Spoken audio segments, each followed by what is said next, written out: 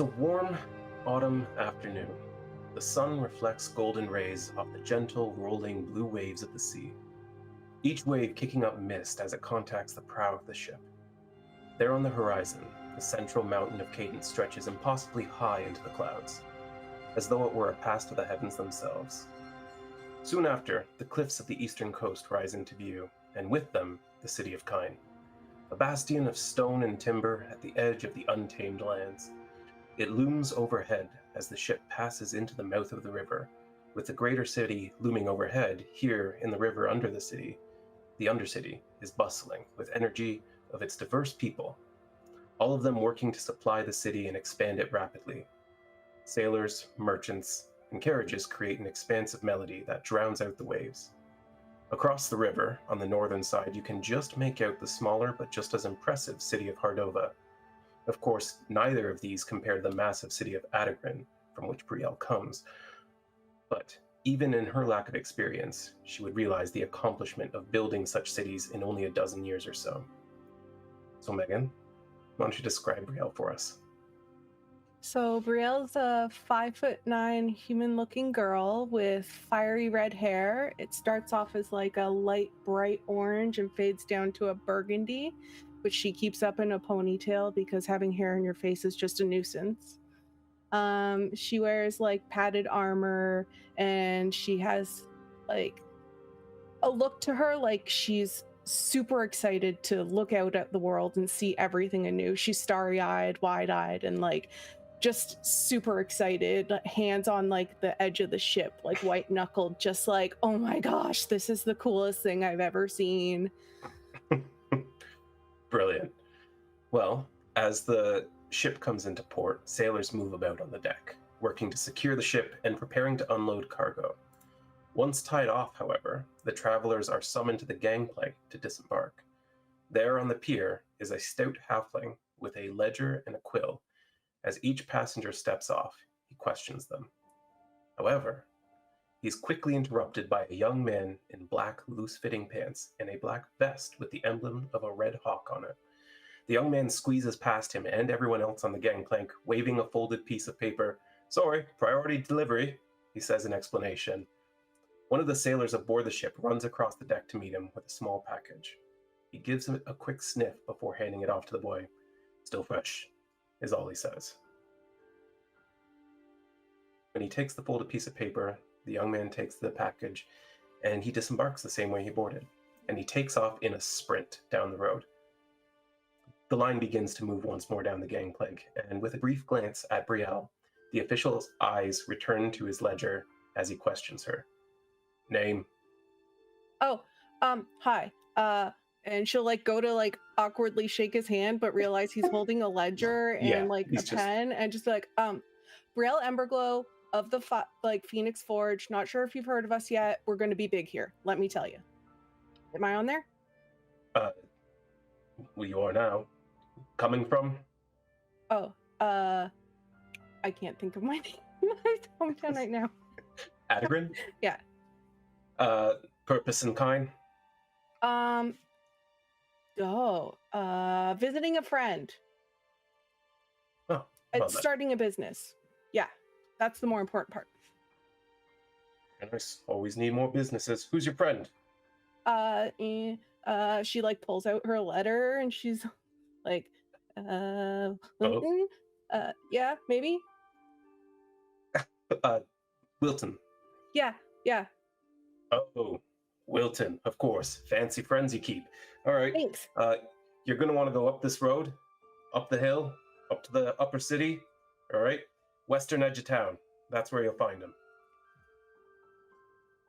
Right. I got all that. Good.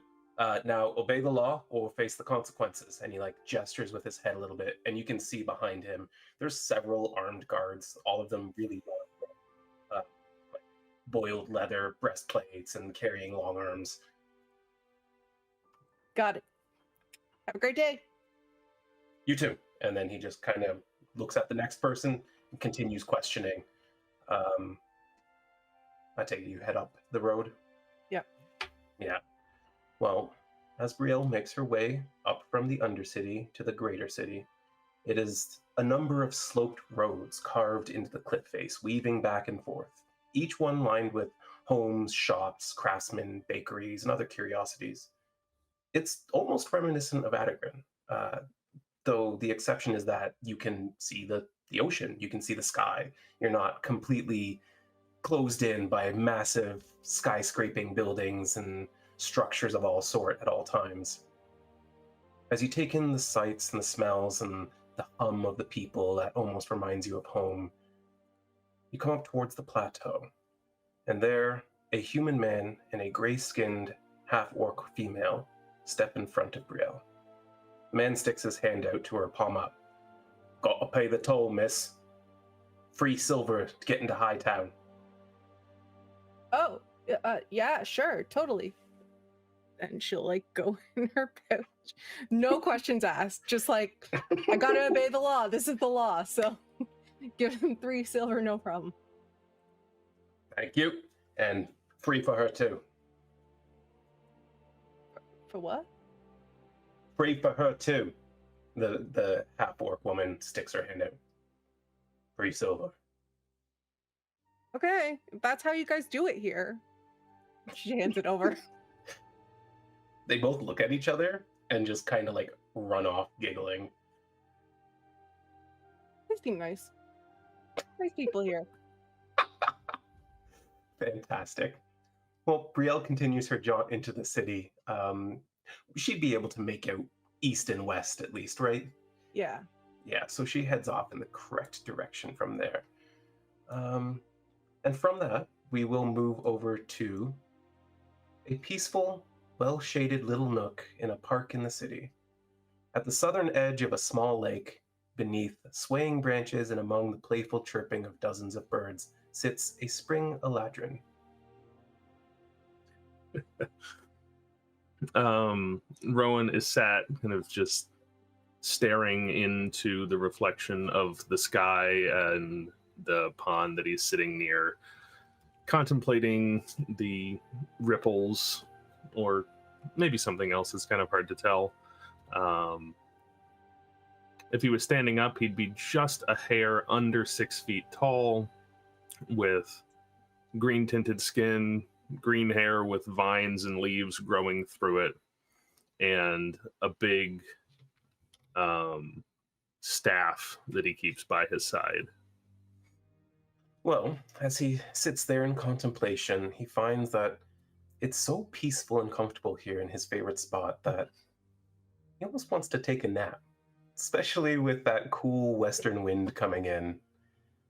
Of course, Rhowan knows that he should probably get back to his shack before too long, but maybe he has time. What's he doing? Oh, yeah. I'm going to take a nap, man. Absolutely. Yeah. So Rhowan peacefully just drifts off into a nap. And yeah, he seems to be very comfortable and content in this place. Though about an hour into his nap, he gets the sense that someone else is around. And as he opens his eyes, turns his head, he sees a sizable canine approaching him. Here's a Oh, hey, buddy. What's wrong? He takes a step forward. Do you want to make an animal handling check or an insight check to see what's wrong, maybe? Sure, I'll make an animal handling check or an insight check. Let's do that. First roll of the game, people. Those glowy dice. Yeah, you know animals very well. This looks like one of the strays that have been around town recently, and he looks hungry. Hungry enough maybe to take a bite. Oh, here, man, I got something for you. Don't worry. And I'll rifle through my bag and pull out a large red berry and flip it to him. Is this a good berry by chance? It is a good berry. All right. Yeah, you toss it to him, and the second he swallows, he seems to just immediately and just nestles up into you. Well, you can follow me back, but I should get going. And give him a little scritches. He gives you a playful bark and then just kind of starts bounding off into the woods again. All right, I'll see you later. Does Rowan head back to his shack at this point? Yeah. All right. He walks through the thicket of woods that conceals his favorite little nook, across the grassy plains of the park, and getting closer and closer to the larger tree line at the western edge, he makes his way to his little shack, tucked neatly into the tree line, partially hidden behind his expansive garden. He can see and hear a young elvish man in fine clothing banging on the door. "Oh, come on, I have other letters to deliver. Is anyone home?" They are now. What's going on? Oh, he takes a step back. It's like he was looking for another way in, perhaps, and he kind of surprised by you suddenly being behind him. Are you Mr. Rhowan? Yeah. I don't know how to. Yeah. Okay. This is from Mr. Drindle. Oh, I wonder what he wants, and I'll open that up and read the letter right there. Yeah, it's a letter inviting you to his manor urgently, as he has need of a wilderness guide. Urgently as in today? Urgently as in today. You're more relaxed than most people around here, but you know when someone like Drindle says urgently, he means now. Right, well, I should, you got anything else to deliver? Because I need to get going. No, not to you. All right. Well, have a good day. And I'm a wild shape into a horse and take off. You see, or maybe you don't, but the young elvish man just kind of goes, what just happened? I gotta get a better job. Just wanders off. We move the scene to a humble tavern in Lowtown, known as the Rusty Anchor. In a simple room on the second floor inn, there is a drow woman. Go ahead, Sherry. So Sylra's appearance is striking, but her drow heritage is on full display. Her skin is cool gray, smooth and flawless, with a soft silver undertone that catches the light subtly. Her long, flowing silver hair is elegantly styled half up and have some little delicate strands falling around her sharp, angular features. Her eyes are this enchanting violet framed by bold lashes and intricate mystical markings that trail delicately down her cheeks, adding an air of mystery. And she's just really just relaxing on her bed right now. Her attire is sort of like a mix of elegant and practicality, a form-fitting dark corset, like a top adorned with fine decorative details, paired with a cloak that she has just sort of like hung on the back of her chair that's ready to go whenever she needs. Very nice. Mm-hmm. All right. Well, as she's preparing herself, the sea air coming in through the window is cool and damp, only adding to the mildewed ambiance of this cheap room she rents. There is an abundance of noise from the street below as ships come and go from the port across the street, threatening to distract her from the task of checking her gear in preparation of what's to come. What is it that she's looking to do here? Well, she was sort of waiting a little bit for, to make herself sort of feel ready to get up before she gathers her things for the day to head on out just to explore again.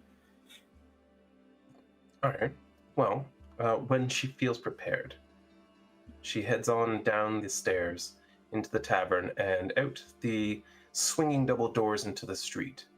As soon as she steps out of the building, Sylra is nearly plowed over by a young man in a black vest, sprinting at full speed. He dodges her at the very last second, yelling, "Sorry!" over his shoulder. Continues. Oh, yes. Yeah, should sort of be like, "Oh, sorry," also. He's already gone. He's sprinting as fast as you've ever seen someone run. continues up the street that she knows very well, the winding, curvy street that heads up into Hightown. And on her way, an open-air stall under the awning of Elgar's Entanglements, a reliable equipment shop, stands a young human woman with bright red hair and a bright blue eye, the other eye permanently shut by a significant scar covering half of her face. You there? You seem the venturing type. How about a gander at my wares? Sylra sort of looks and is just like, what did you say? Gander at my wares. Sure. What'd you have? Oh, I got a new climbing kit in. No, I'm not interested in that. Anything Not climbing, useful? just ropes then. I got silk, I got hemp, got twine if you want it. I mean, I already have some rope. I don't think I need any more. Water skins, rations. I guess I could go for a couple more rations. Here you go. I'll set you up real good. 5 for 8 silver. Wow, they're steep here. Well, sure, I'll do it. And, if they're not good, you'll be hearing back from me. Oh, you can come back anytime. Elgar, hear any complaints you have about his rations. Okay. Slides them over to you. And immediately, once she has the silver in hand, she's yelling at someone else. Oh, you! Hey! Come get a gander at my wares!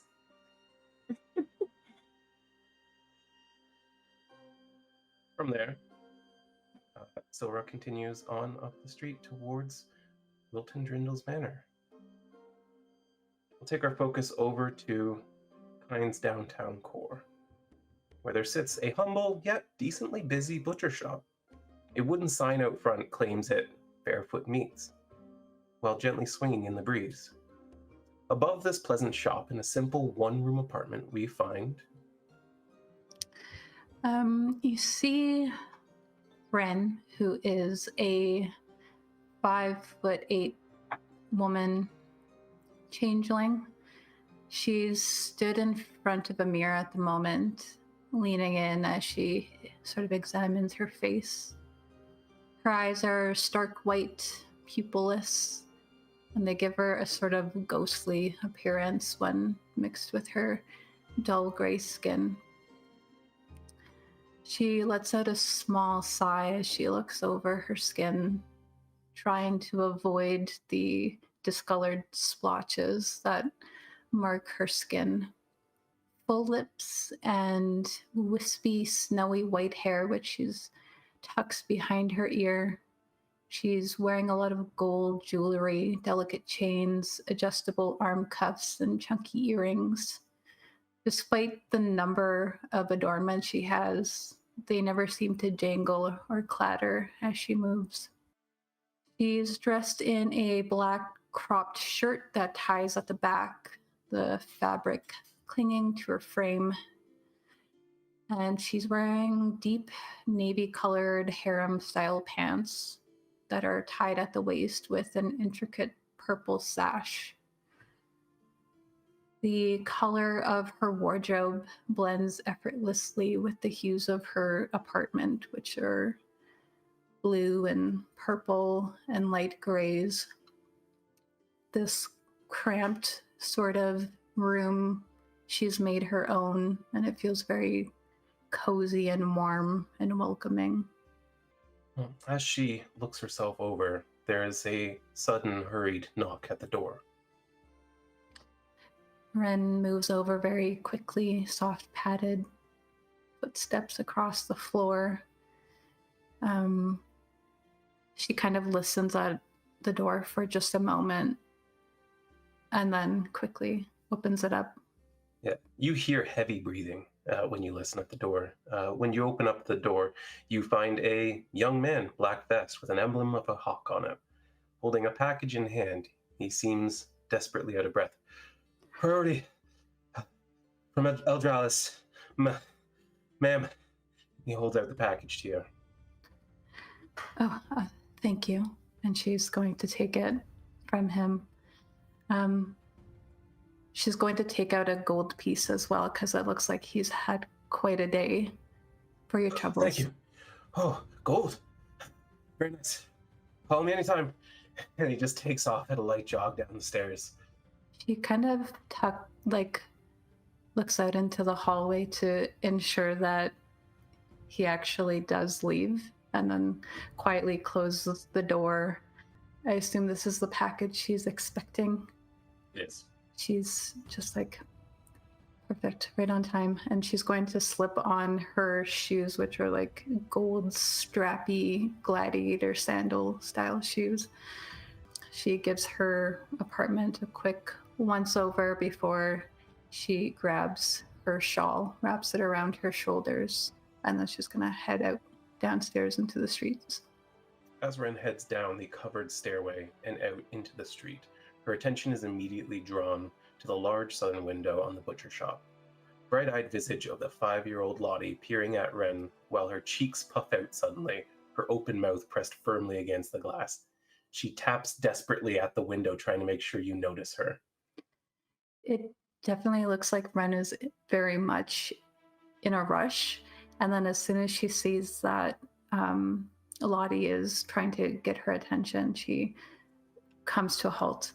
And then she looks around to ensure that there's not a ton of foot traffic at the moment.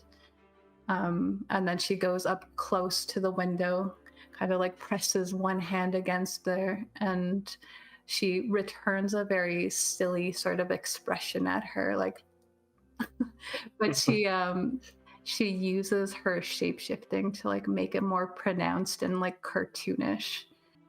She just squeals with delight and giggles and like runs over and starts pulling at her mom's sleeve, but she's like swinging a cleaver at the moment, so she's like, no. And then they get caught up in kind of their own business there. I think Wren is immediately, she goes back to her natural form and then immediately runs off so that she's not blamed for this interaction that has happened. Yeah, Wren slips effortlessly into the crowd, and off to the western edge of town. So, arriving in a staggered fashion, each of you approach the manor. I'm gonna say Wren's probably the first to arrive. She's the most familiar with the place and lives downtown, so Wren, you approach a structure still under construction, up on a grassy rise, surrounded by thick white stone walls. It is a 3-story building, and there are still several openings where windows will go one day, scaffolding along the outer walls, piles of equipment sitting on the ground outside. However, despite its current state, the quality and size of the build leave it feeling imposing all the same. There are 2 men in polished silvery breastplates standing at the black wrought iron gates, halberds in hand. The guards, you're in your natural state, is that correct? Yes. The guards recognize you, and immediately one of them just moves to open the gate for you. It is not locked, but they open the door for you and gesture ahead. It seemed like she was about to like kind of push her way in, but then when they opened it for her, she's just like, oh, thank you. And I think now she had the package kind of tucked under her arm this whole time, but she's now kind of holding it ready in her hand so that as soon as she sees Drindle, she can hand it off to him. Yeah. You follow the pathway to a large double door of red oak. The door's slightly ajar, as though they're expecting you to walk in. As you push your way inside, it's a grand entrance hall of marble and onyx. There are chandeliers and candelabras lighting the room. From an opening on your right, you hear, "In here."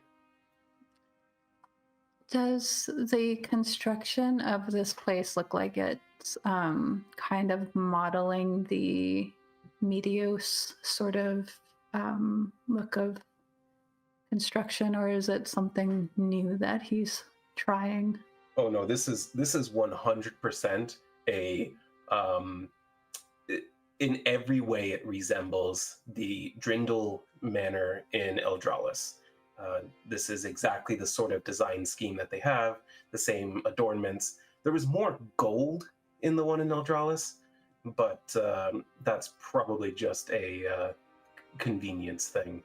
Not as much free-flowing gold artifacts running around in the new continent yet. All right, so she goes in, and as soon as she spots Drindle, she immediately is like, "You couldn't spare some more gold for the manor?" Very funny, Wren. Very funny. I'm having some of my belongings shipped over here. Of course, I'd rather be shipping myself back there, but what can you do? You say the same thing every week. Maybe this will cheer you up. And she's going to hand him the box of truffles that she got shipped in. His eyebrow arches, and like before he like even opens it, you do spoil me. And he opens it up and just kind of takes it in. My chef is going to be well pleased. Thank you. Not for nothing, though. I hear that you perhaps have need of my skills. You're not wrong. We should wait for the others to arrive. Oh, others? Yes, this is more complex than some of the other jobs I've had you doing. She kind of assumes that she'll be doing her own thing, so she's not going to make a stink about it, and she's going to find a seat to wait for these others to show up. Yeah, absolutely. Sylra and Brielle, as you're walking towards the manor, it comes into view, and you suddenly realize that another person who's been walking down the street very near you has been there for several minutes. As you get closer and closer, you realize like you're going to the same house. You headed this way? Yeah, I am. I'm guessing you have business with Drindle also? Yeah, you know him? You know him well? Pretty well, yeah. What's your name? Oh, sorry. Brielle Emberglow, Phoenix Forge. Nice to meet you. Nice to meet you too. I'm Sylra. She'll like shake your hand if you allow her. And it's like a hearty, like heavy handshake, like she wouldn't be used to that, but she would shake it back to you and be like, "Oh wow, you are a strong one. I haven't met someone with your sort of aura recently." my aura? Yeah, like, what you bring. Oh, okay. She's like looking to see if there's like literally an aura around her, like anything going on. And she's like, gotcha. So what's your business with him? Well, I usually do odd jobs for him, so I'm figuring it's probably one of the same. But nothing new, I guess. But I mean, for the most part, he did get me over here a while ago. Got, a fair bit of money because of him and found some stuff, but is anyone really trustworthy? I think so. Oh. You seem nice. Should I not trust you? Well, I haven't given you any reason not to trust me, but should there always be hesitation as to, I'm just some stranger? Nah, you're fine. Oh, okay. Sylra looks sort of confused, and they just keep walking. You get to the wrought iron gate, and the guards once again seem to recognize both of you. One of them goes to open up the gate, and as he does, he kind of just freezes and tilts his head. You hear the clamor of galloping hooves as a horse approaches. So, well, just as I close with the gate, galloping, and then the horse, like as it's starting to run, sort of stands up a little bit and runs on its back legs for a second as it shifts back into this elvish man. Oh, good. I'm not that late. All right. I was concerned for a moment, and now I'm simply disturbed. Well, ladies, Mr. Miriam, I believe it was? Yeah. Yes, he's waiting for you inside. Okay. So you guys head into the same entrance hall, and once again, he just calls out, "In here." As you go into the opening on your right, you find him and Wren sitting at the head of a long, dark wooden table. An elegantly yet practically dressed half-elven man in his middle age, long white hair cascading down to his shoulders. He has a crystal goblet of red wine in front of him, and a number of parchments on the table. Good. Everyone's here. Why don't you take a seat, and I'll get to explaining my summons. Everyone? Wow, this is a big group. It's special circumstances. Would Brielle have ever seen a changeling in her life? It's possible, but you probably wouldn't know if you had, is the thing. Most changelings choose to blend. She is staring at Wren, and she's like, "Oh my god, what's wrong with your eyes?" Wren goes through so many different emotions on her face. I mean, I'm really sorry. I'm really sorry if that's a sore spot. But my eyes. Just laughing. That's not usually. I mean, they're really cool. Well, thank you. I suppose yours are really cool as well. Thanks. Can you see?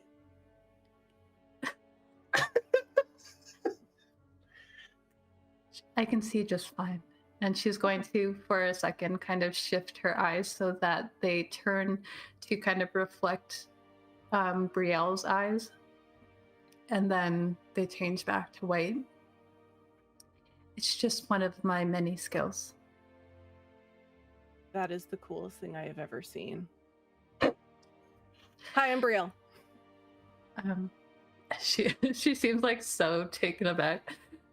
She's sitting right now, and so Brielle's just kind of towering in front of her, I assume, and she stands up quickly and takes her hand. It's very gentle, probably, compared to Brielle's handshake. I'm Wren. Sorry. Didn't mean to disrupt everything, but it caught me off guard. Sorry. No, I'm just not used to anyone being so friendly and forward. Get that from That's what I was saying. Good to see you, Sylra. Yeah. Nice to know that there's at least someone also, that I know is competent that's here. Just nice. And it's good to see you too, Rhowan. Is he changed back into this human? Okay, yeah. At least we know that if we're in trouble, we brought him here, so that's good. Wren is kind of looking over Rhowan and is unsure if some of the grass that is currently in his hair is from his own choosing or if he's been rolling around in the grass recently. Yes.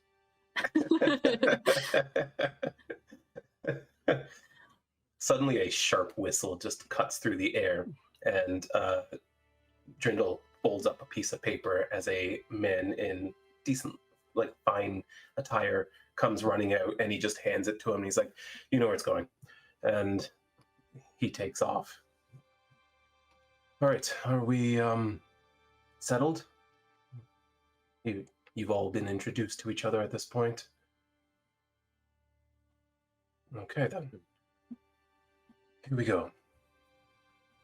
I have summoned you here because I have a contact in Galdemar who, in exchange for, let's say, favors, has agreed to provide me with information that I desperately need, that the Empire desperately needs.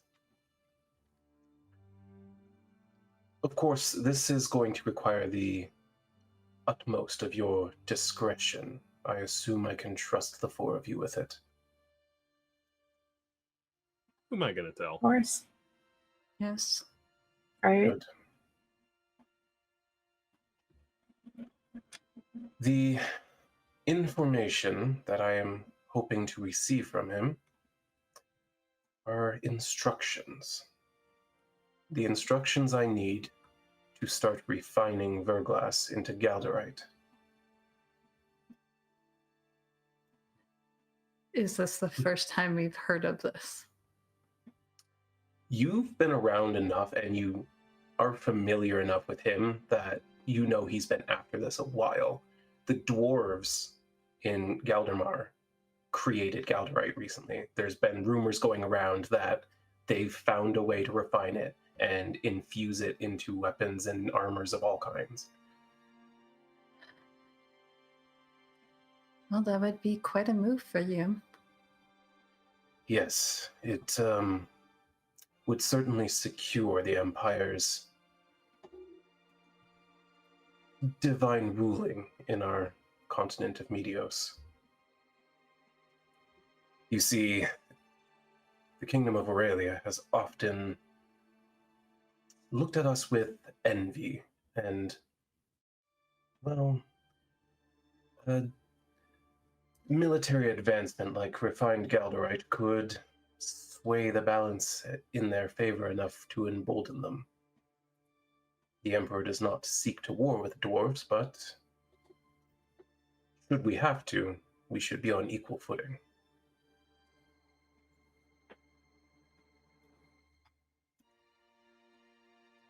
I suppose that makes sense. We seek only to keep the pace with them so that we can keep the peace with them. My contact confirmed acquisition of this information.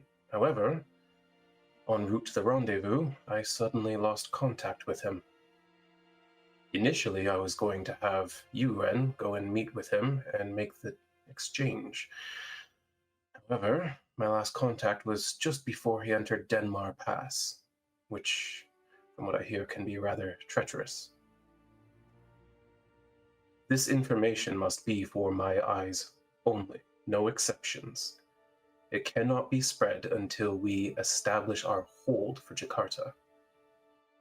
But once I have built the proper implements and sustained a product line, I promise to share the secrets and the profits with all four of you.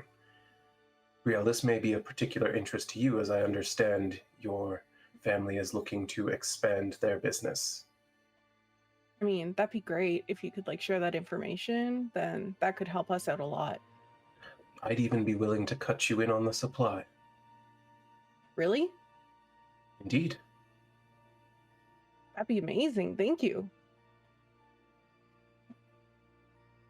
Well, thank you. You came all this way, and you're willing to put your life in harm's way to make the world a better, safer place.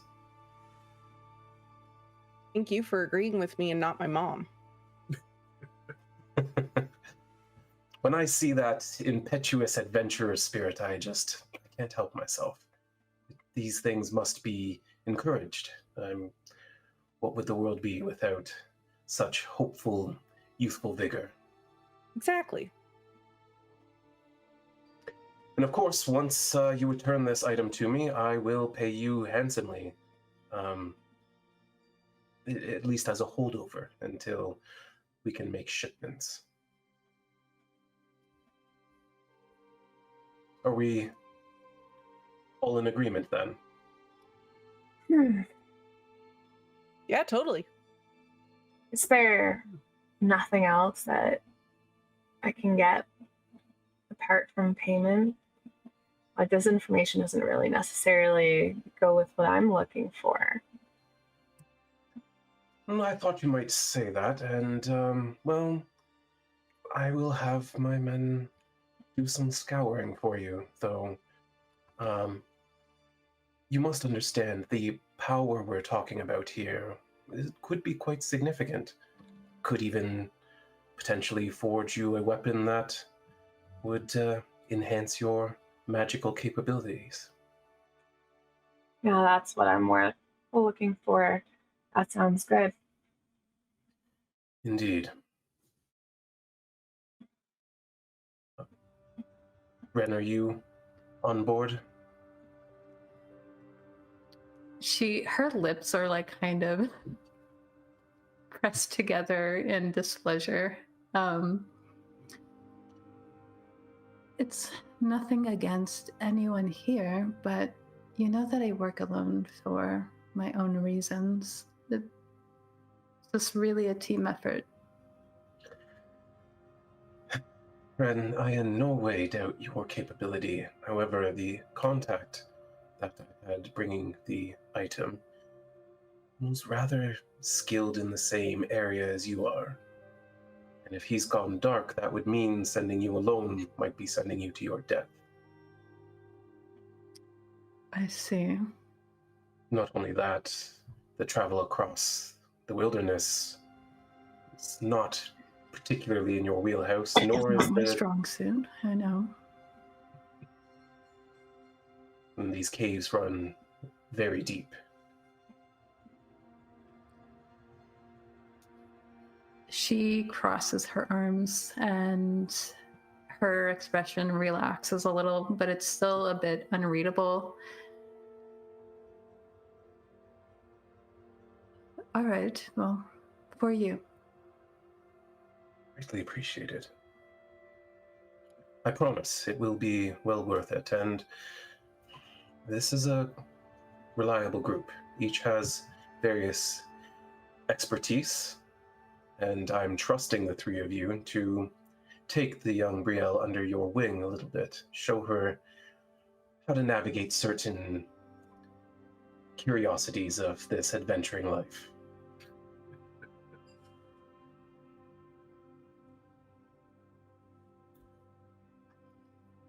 Well,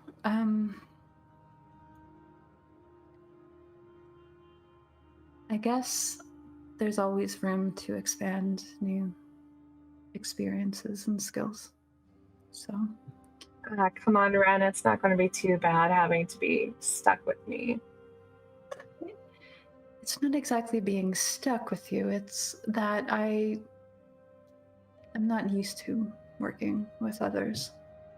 Now, hey, maybe if the two of you started working with partners more often, you'd have to come see me less often.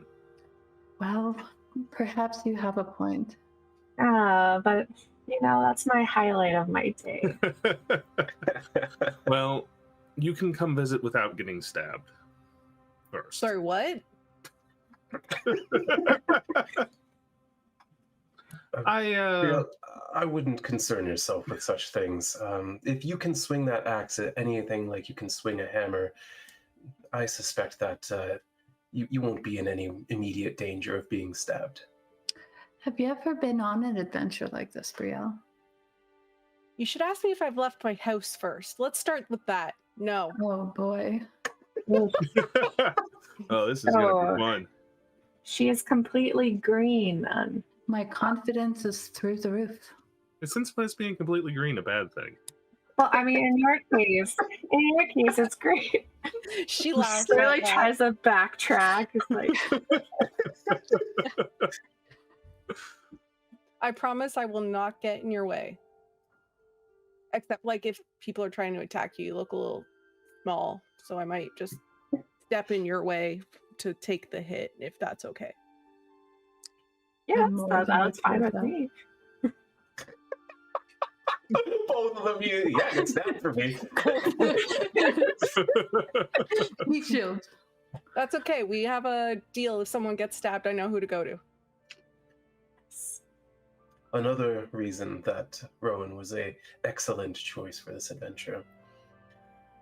Now, let me tell you some more of the details. My contact is a dwarvish man. His name, Herath Bronzebill. He's tall for a dwarf, light on his feet. He has light brown hair, a short, well-trimmed beard. He wears light armor, carries a sword.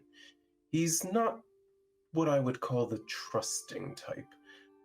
So when you do find him, you will remember the phrase, "I have no quarrel but plenty of teeth," to which you will respond, "Use them to bite your tongue." After that, Wren, you can give him that signal we use, and he should be good to make the exchange. All right. What he is carrying is a large scroll bound in dwarven leather. It has sealed with a wax seal and locked with a golden filigree lock. Now, I don't know if the others would necessarily know this, but Wren, you certainly would. A golden filigree lock is something that is commonplace in tradecraft, this sort of like spycraft kind of thing. It's essentially a very, very fine golden lock. You can unlock it, you can pick it, no problem, I'm sure. The thing is, once you do that, it's near impossible to get it back together. So it's typically used by people of, particular wealth and sway to ensure that they are aware if their things have been tampered with or read. Sorry, did you say bronze veil? Bronze bill. Bronze bill. Yes.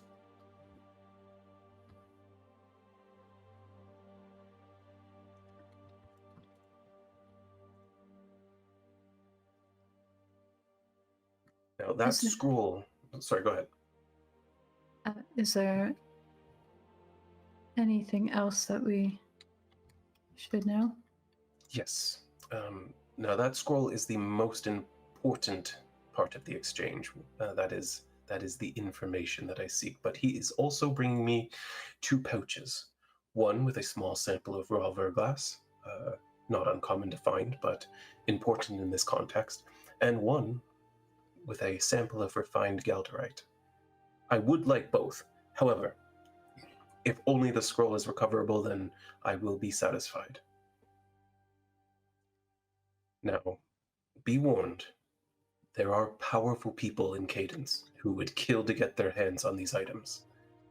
The very fact that I've lost contact with my lead leads me to believe that someone may have already leaked my plans. Or perhaps I'm simply being watched at all times now.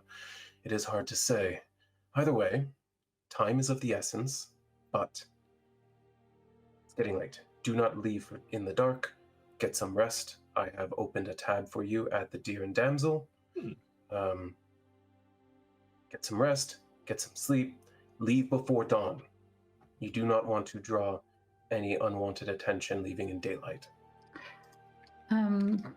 Sorry, where was the location he sent us to? The Deer and Damsel. It is like for the contact. Denmar Pass is the last place he met with him. Rhowan would at least know where it is. It is a pass through a smaller mountain range south of the major spire at the center of the continent.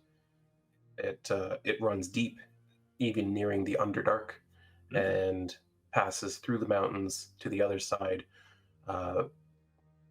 where that would not be far from Galdemar, which is a dwarven fortress city.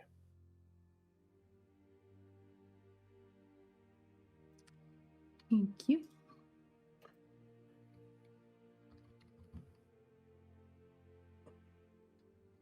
No. Leave before dawn. go northwest to Silverbrook, and from there, you'll have to cross the wilds to Mount Delmar. Well, thank you for getting us some nice rooms to stay in for the night. Appreciate it. It is the very least I can do. This could be great. It is. This is going to be fun. It will be an adventure. That's why I'm here. And she's all like excited. I'm absolutely certain you will find yourselves up to the task. Now, if you'll excuse me, I have to go attend a dinner that I'm not fondly looking forward to.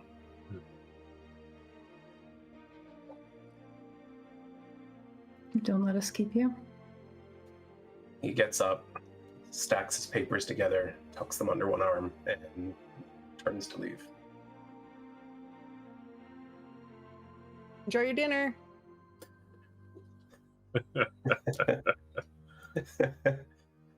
he just does this without turning. All right, take it away. Brielle just turn to Sylra and be like, "You seem nice, right? I think so." He is nice. That he is trustworthy for the most part. Yes. Wow. What? I feel like trust is a little bit too far, as long as you don't cross the line with anything that he is trying to accomplish, I suppose. I sense Debbie Downer from you. Is it going to be a thing? Who is Debbie Downer? Oh, just like a thing that my dad used to call me if I was grouchy. Yeah. She just kind of points at Context you. her pretty well. I prefer Also- to think of myself as realistic.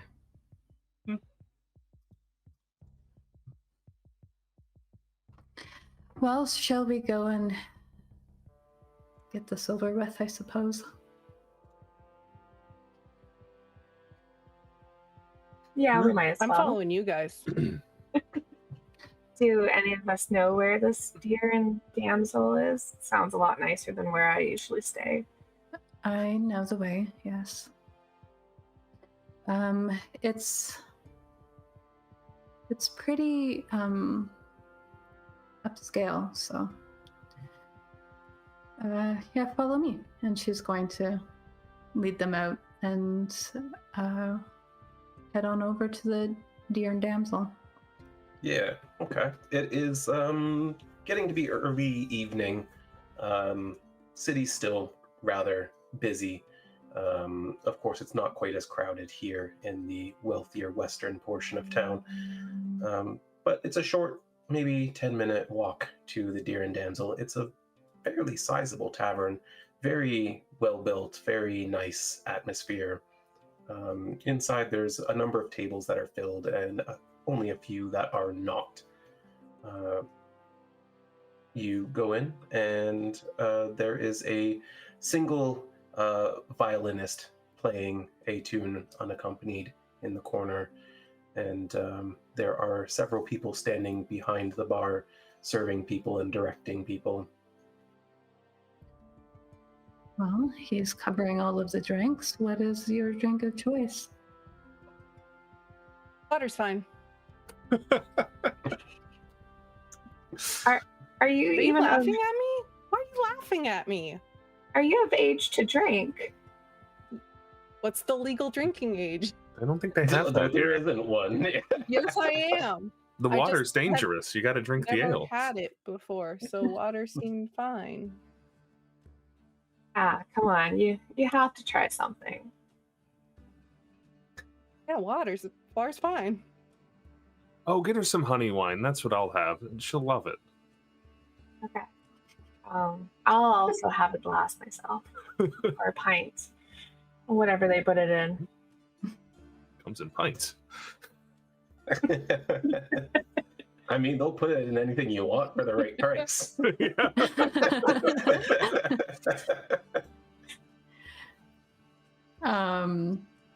Yeah, I think Wren will go and place an order then for them, and she's going to order some wine for herself. Yeah. Do you let them know that you are the guests of Drindle? Yeah, I assume she maybe has done this before for maybe not him but somebody else. So Yeah. she goes up and she's like, we were told that we would have a tab here with Drindle. Drindle? Oh yeah, I know that guy. Yeah, he paid us a good right sum to have you in here, and he just reaches underneath, grabs 4 keys, places them on the bar. What would you like? She kind of looks back at the group. I think I'm getting 2 honey wine, 1 water, a honey wine in a pint, and I would also like a red wine. All right. He gets to making the drinks, and slides them across you. You gonna carry them all yourself? I think I can manage. And she's going to kind of shift her size so that she's more equipped to like handle this. So she becomes a bit larger and more imposing, and just scoops them up and heads over to the table. And as she puts them down on the table, she like comes down from that large size that she was previously in. The bartender like takes his drink and sniffs it. She puts 2 drinks in front of Brielle. Your choice. You don't feel any pressure.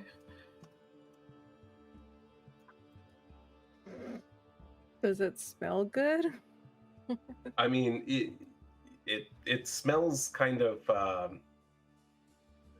I mean, to a non-drinker, it would smell kind of fruity, kind of sugary, kind of spicy. She will have it perched by her lips, but she's waiting to see if Rhowan drinks his first, to see like if there's like an etiquette to it. Wait, you do it. Yeah, And if you there have is, to like he's tap your not glass down the and just person to suck it learn back, from. or like. And then when she sees how he does it, she'll try and like mimic that, and she'll just like, it is quite a different taste than water. That's true. Yeah, real different than water. Not bad.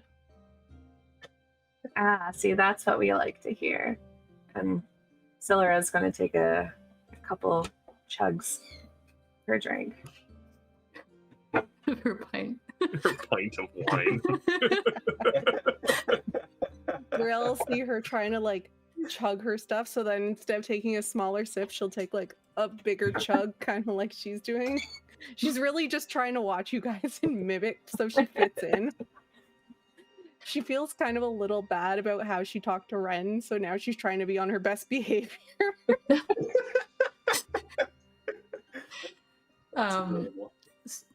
Is it pretty noticeable that she feels like awkward and uncomfortable? Oh yeah, like totally. When you like, do you remember, I don't know if you drink, but your first time ever like trying alcohol, it's just you're like, I don't know if I should be doing this or not. Like she looks guilty. like, yeah.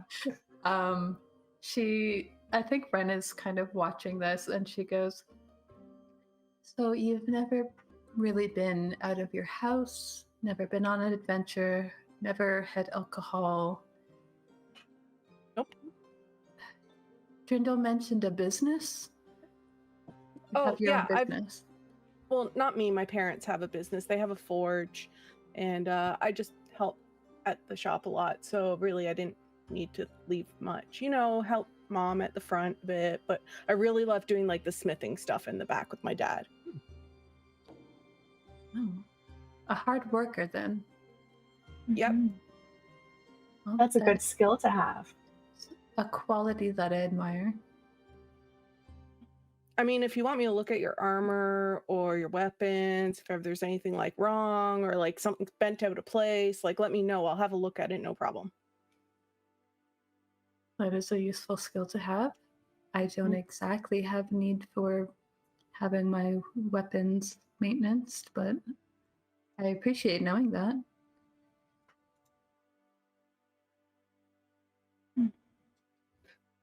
Yeah. Well, I'll still stand in front of you then, I guess. She's really grabbing at straws, trying to be like, I don't know how to help you. I want to be your friend. Oh, this is going to be great, Brielle. You're going to see so much new stuff. It's going to be amazing. Like what? What's the What's the weirdest thing you guys have ever seen when adventuring? Tell me that. Oh my goodness. Actually, I do have something, and that was fairly recent. Well, fairly recent as in when I first came over here, or when I first left the Underdark. I can't remember exactly, but there were these skeletons, and they were like humanoid skeletons, but you know, they had fangs and long faces, and it was just, I don't know where I can place them. I've never seen anything like that before. I mean, that was weird, but I don't know. You came from the Underdark, and that was the weirdest thing that you've seen. Well, I bet the Underdark stuff is normal. I suppose that's fair. Like, what about the sun? If you lived underground your whole life, that's pretty weird, right? I guess anything above ground would feel weird. Well, I saw a waterfall that went up once. That was pretty cool. Oh, that sounds fantastic. Where was this? It was back home somewhere near the Druids. I think there was like a Fey crossing or something, and the waterfall was going up into it, or being pulled somehow. I don't really know how it worked. I kind of stayed away from it. Didn't want to. Wait, waterfalls suck you up? Well, the water usually pushes you, so I figured maybe it would push me up, and I didn't really want to go into the sky. But you can transform, could you not? Could you not transform into something that flies? It could be like a launching pad. Can't do wings, can't do gills, can't do wings. That would be so fun. I'll tell you the weirdest thing I've seen adventuring. What? I saw a man, like, he was a horse, and then he was like running, and all of a sudden he like got back on his legs and then like turned into you. That was weird, man. Yeah, I bet that was pretty weird. That was so weird. Sylra like spits out her drink. Like, I guess if you haven't seen that before, that was. Yeah, I never really thought about how that looks. I bet that does look pretty weird. Funny. Really, really weird.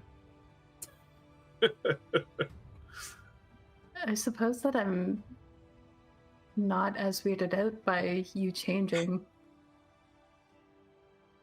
Well, you can do that too, so that makes sense.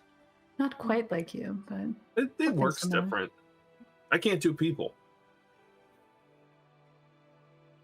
That's funny. I often think that I can't really do people.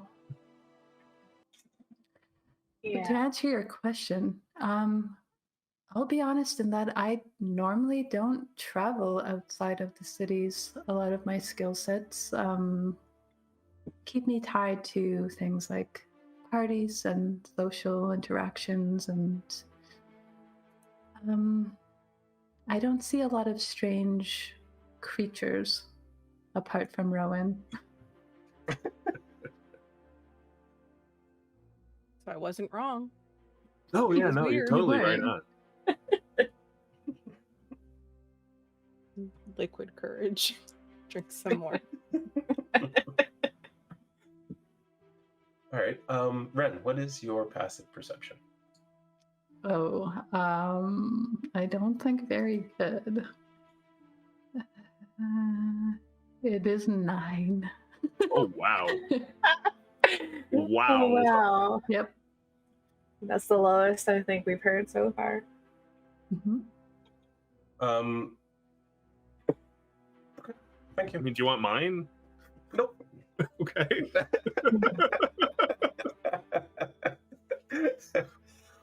You don't know this person. I think Wren's read on people gets really screwed up in her line of work, so it's just like they're all the faces just blend in. Yeah, that's totally fair.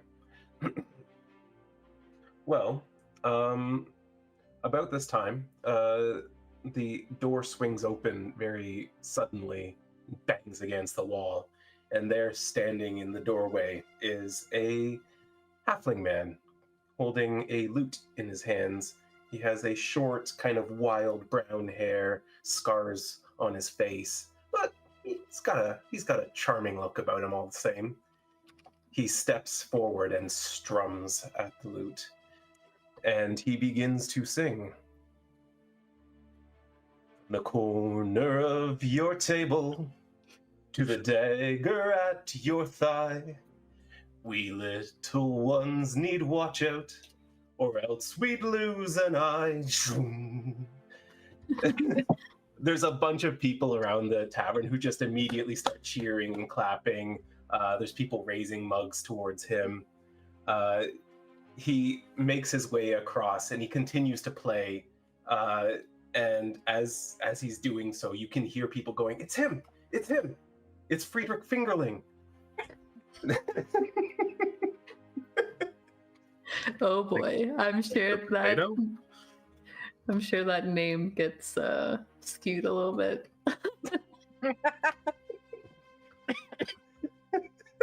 I'm not doing a second verse, Aaron, sorry. It took all my courage to do that. It'll be on YouTube later if you want to hear it again. For fuck's sake. Don't remind me the internet is permanent. It was good, Shanks. He takes a step up onto the stage and he continues on with his song all about being short and being in danger. But the people are loving it, and there's coins being thrown at him, and some people have like shifted their chairs or their entire tables to watch him, and it seems like he's rather popular in this town. Thanks, Carrie.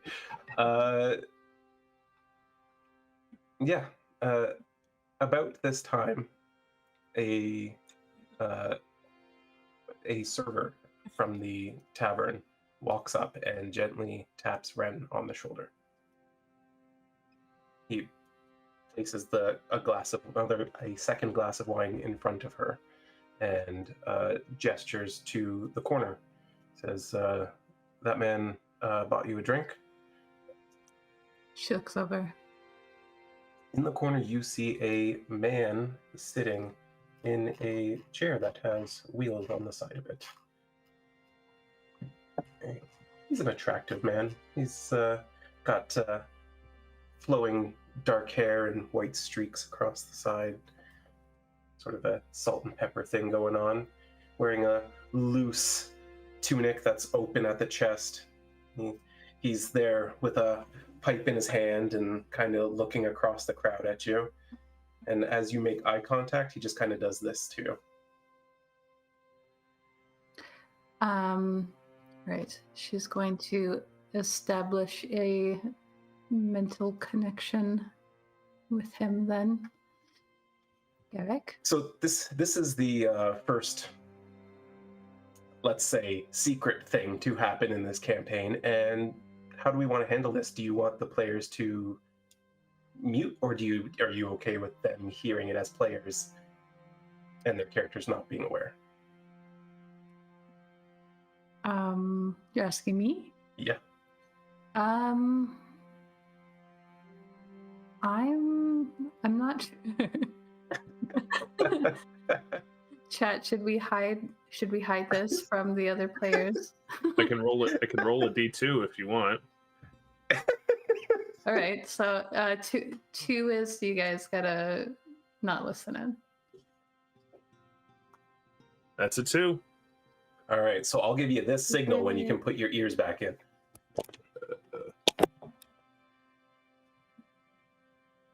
Go ahead, Ren. Garrick, what do I Hello, owe the Wren. pleasure? Well, for one, I'm just happy to see you out and about. But I'll be blunt with you because I'm sure you're leaving soon. Yeah. You've already heard? Yes, I've heard. I know what it is he's asking you to bring to him. And I need it.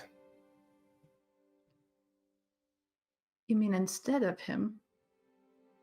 A copy would be fine. I'm sure whatever the Empire is going to do with it is none of my concern. But I have a buyer lined up, and it would be enough for me to turn things around for both of us.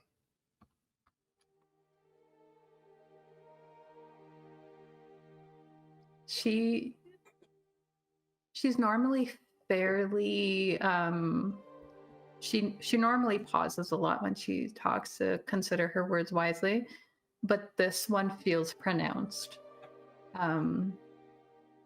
Especially because she's also trying to make it seem like she's still like engaged with the group around her. Mm-hmm. So she takes a sip of her wine and then she goes, well, I don't really have any sworn allegiance to any of these people, so I assume that this person is well vetted. He'll pay, if that's what you're asking. What he intends with it, I'd assume the worst, to be honest, but sooner or later, everyone's going to have it anyway.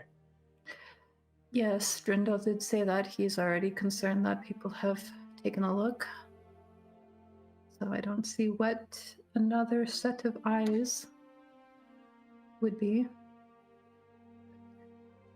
You know that I can copy it, so if I'll do what I can. I'm grateful. I'm grateful that you're even considering it. I wouldn't intentionally put strain on your relationship with the Drindles. I appreciate that.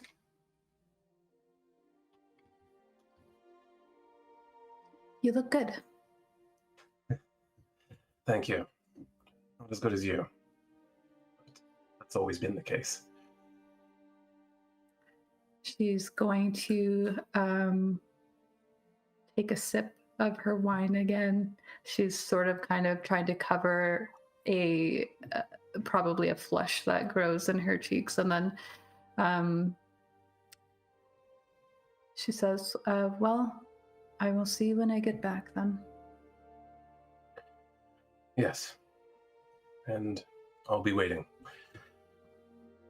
He immediately just wheels himself towards the door as he arrives at it.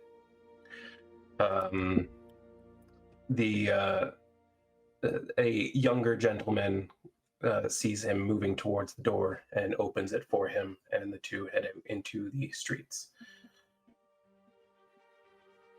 Why don't you tell the others what they witnessed while you were having this mental conversation? What they witnessed from Wren? Yes. You were all engaged with each other, so... Yeah, so she was kind of offering probably the most blanket statements that she can, like, she was half listening, so she would interject like a, yes, sort of thing. And I think at one point you would see that she quickly took a sip of wine, and if any of you are perceptive enough to see, there was a slight flush in her cheeks that she was trying to mask before she then seems to zone back into the conversation. She had very little knowledge of what just happened around her, I think.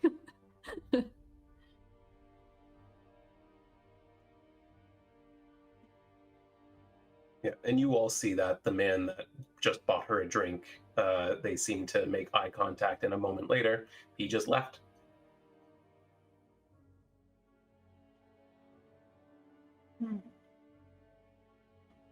Is that your boyfriend?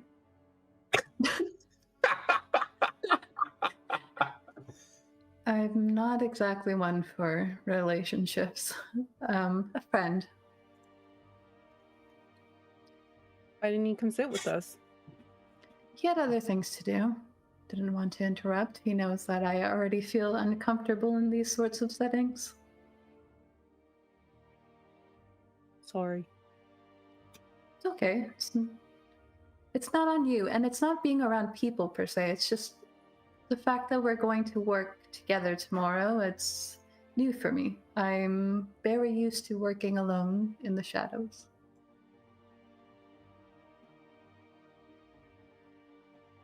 You're muted. You've already worked with me before in a way. I've already worked with Sylra in a way. It'll be just like that, but in the woods. Together. That's kind of what I'm worried about. Well, how can we make this easier then for you? Because we want you comfortable, right? This seems to be making her even more uncomfortable that you guys are all turning this attention on her. She just sort of shifts, and I think she takes on a little bit of Brielle's drinking mannerisms at this point, and just knocks back the rest of her wine, and then takes the other one and cups it in her hands. I appreciate your concern. It's really not. I'm sure it'll be fine. I have nothing against any of you, and no reason not to trust your skill. It's simply a growing point for me, and I intend to embrace it if that makes any difference. Sylra is going to use her awakened mind and chat with Wren via telepathy. Has she ever done this before? I doubt it. Probably Right? not to her. She's just going to say, I can talk to you this way instead. Her eyebrows like shoot up. That's an interesting skill you have there. If you want to be in the shadows and still be part of the party, you can still do your own thing. So I can keep in contact with you, if that helps. I have my own ways of keeping in contact as well. It's good to know that I'm not alone. She Says that. She actually says that out loud, though, so you only hear like half this conversation.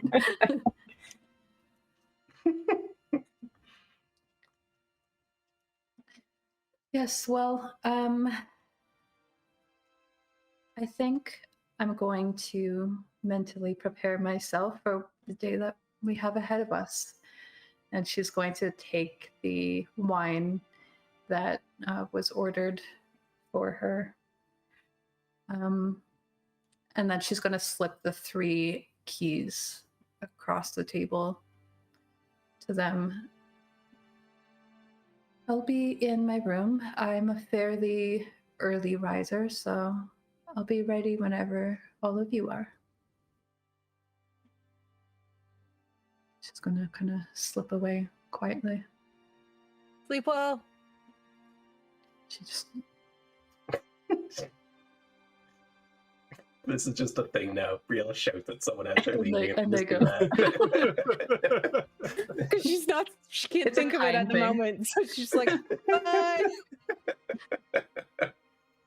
What do Because the it's like when remaining someone's three leaving do? a shop, you always go, have a great day, right?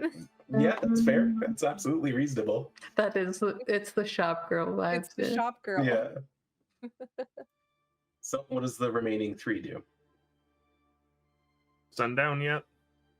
Yep.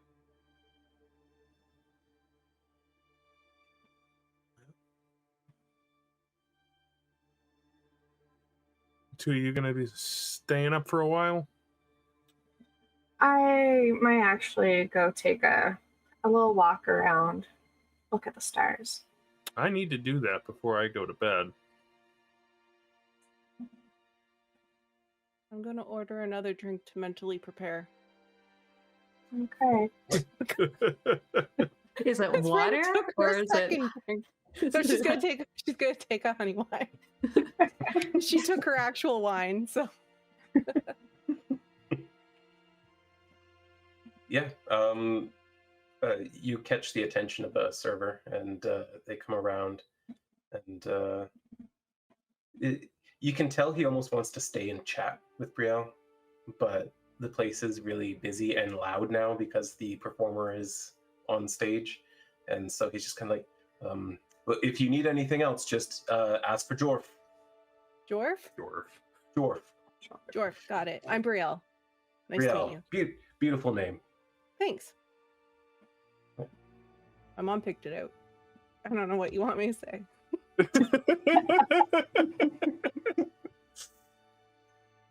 Well, that's how names work. This guy's cool. And she'll like point to the bard. Friedrich. Yeah, very popular around here. Okay. Only plays the nicest taverns, so naturally we get first pick. Look, you guys go. Yeah, we're doing really well. You know, family business. I don't know if you. Love to see that. Love to see that. I'm from one too. No way. That's fantastic. You should bring your family in sometime. They're on a different continent, but working on it. When they come, I'll make sure this is like the first place they stay. So you're a new arrival then? Yeah. Is that weird? Fantastic. Oh, no, okay. That's great. Okay. Yeah, we came over 20 years ago, give or take. We started building up very quickly. We started out in Vor's Delta, actually, north of here. Have you ever been? No. My mom's gonna kick my ass if I don't go. I ask for Jorf, and he just runs off.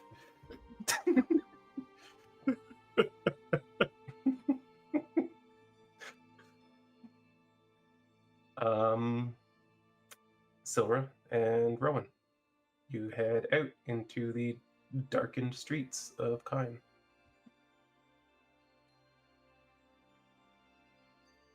Yeah. You head outside. It's a nice starry night. Moon's low on the horizon. Streets are quieted down at this point, though. There's still foot traffic. I think Rowan's not going to get very far, just to a dark corner somewhere where you can get a good view of the sky, and like pulls out a pretty big scroll and keeps looking up at the sky and taking some notes on it. Okay. Yeah, when you head out the doors, Rhowan, you know for sure that just north of the tavern is a small park. Nothing like your park. But, you know, it's pleasant. It's you know, dark, it's quiet. And, there you get a good view away from the verglass street lamps that are all around you here. Yeah, I'll head that way. You know, a really dark spot. You want to get away from the light. Sylra will nod and follow, keeping quiet as she likes sort of like the quiet atmosphere of the evening.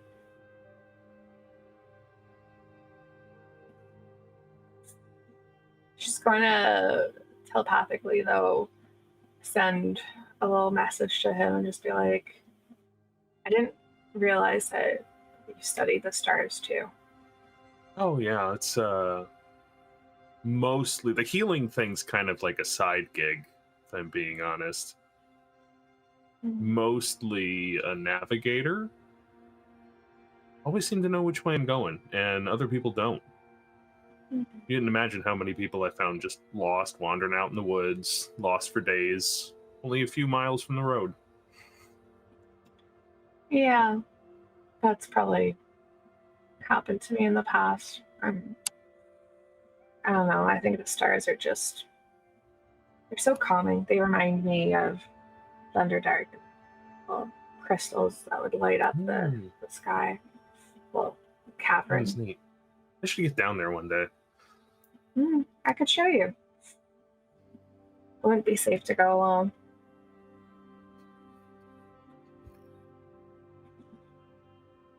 I hear they got all kinds of things with lots of teeth down there. Yeah, they do. But I mean, adventuring around this area, there's a lot of dangerous things too. It's true.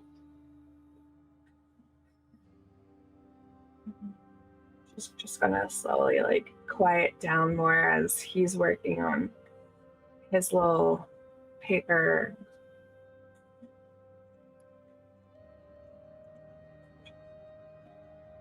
And if you take a look at it, it's almost incomprehensible in a script that you've never seen before.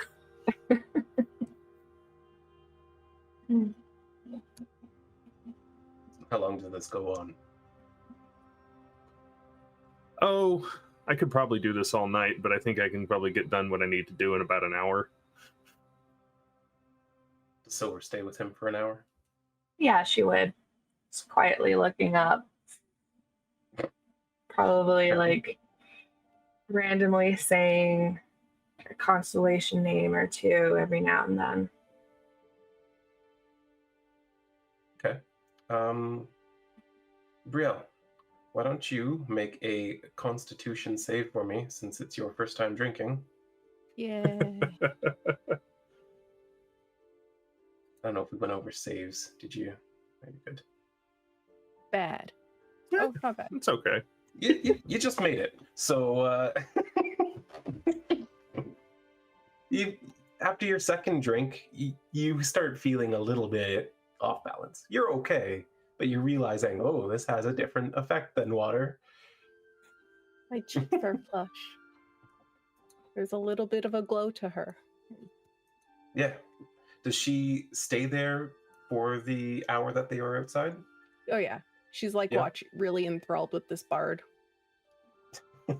Yeah, after his halfling specific song, he transitions into a song called The Champion of Cadence about a mercenary in the north known as Terra the Titan who has sort of been going around conquering all sorts of monsters, and she is now the leader of the Champions of the New Frontier, very famous.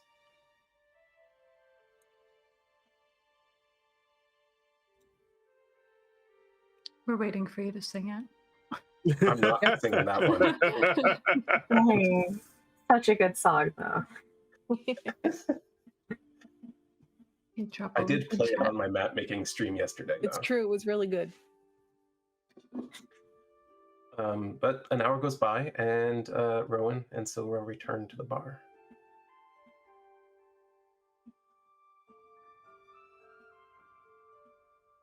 Sylra's gonna have one more drink. She'll sit back down with Brielle if she's still there. She's there. Just one more small pint of wine. Only a little bit more than half a bottle.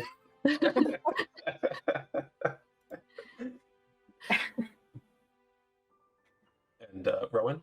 I think it's about time I go to bed if we need to get up early. Which you do indeed. All right, he heads up as well. Brielle and Sylra remain. I see that your cheeks are a little red. Are you feeling okay? Nervous This- about tomorrow? No, not nervous. No, I got this. But I don't know. It feels weird. Like water doesn't feel this way. Yeah, Is this normal?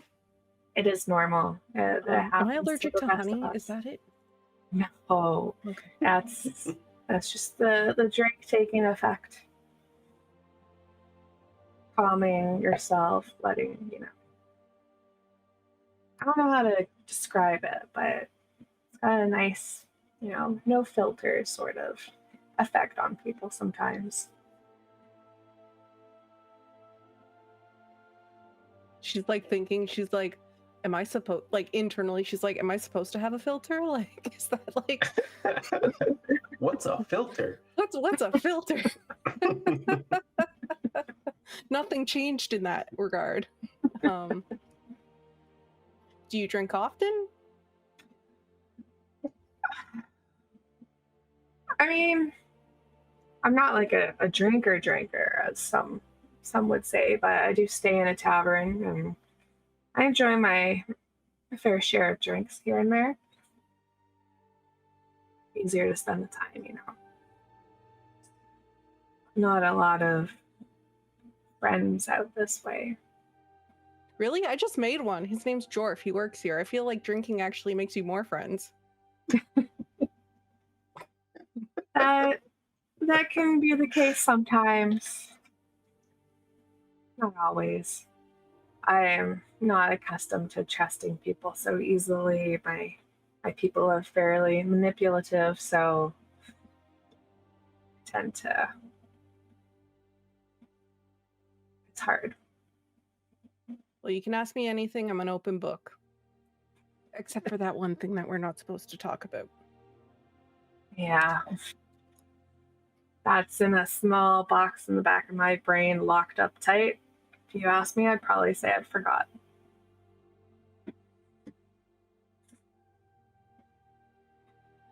Should we be heading up soon? Sure. Yeah. That's probably smart. Yeah. Mm-hmm. We gotta wake up early. Yeah, because what you have to sleep. How many hours? I know I just tranced. 8? 8. Isn't that normal? I guess you elves are special. Yeah. 4 hours is all I need, but we should get you up. Thanks, Mom. She looks taken aback at that. Like, okay. How young does Sylra look? Like, does she look younger than Brielle or older, perhaps? Elves are weird. I mean, she's only like 130, so she's a very young elf still. Got it. So the mom is sarcastic then. Yeah.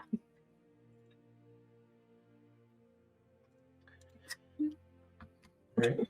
Well, they make their way to bed. You find yourselves in really nice single rooms. There's silk sheets and bedside table and a little washing basin and stuff. Like it's well equipped. And as you find yourselves getting the rest that you need, Wren, just before you close your eyes to sleep, you hear a familiar voice in your head. Hold on. I accidentally closed the thing. How dare you? It happens. You hear the voice of Seraphine being sent to you from very far away. She's immediately tense. Her shoulders just like go up. I hear Wilton has given you a task of great importance. You must complete it to the letter. This favor could make your father minister. I'm already well aware of that and was intending to.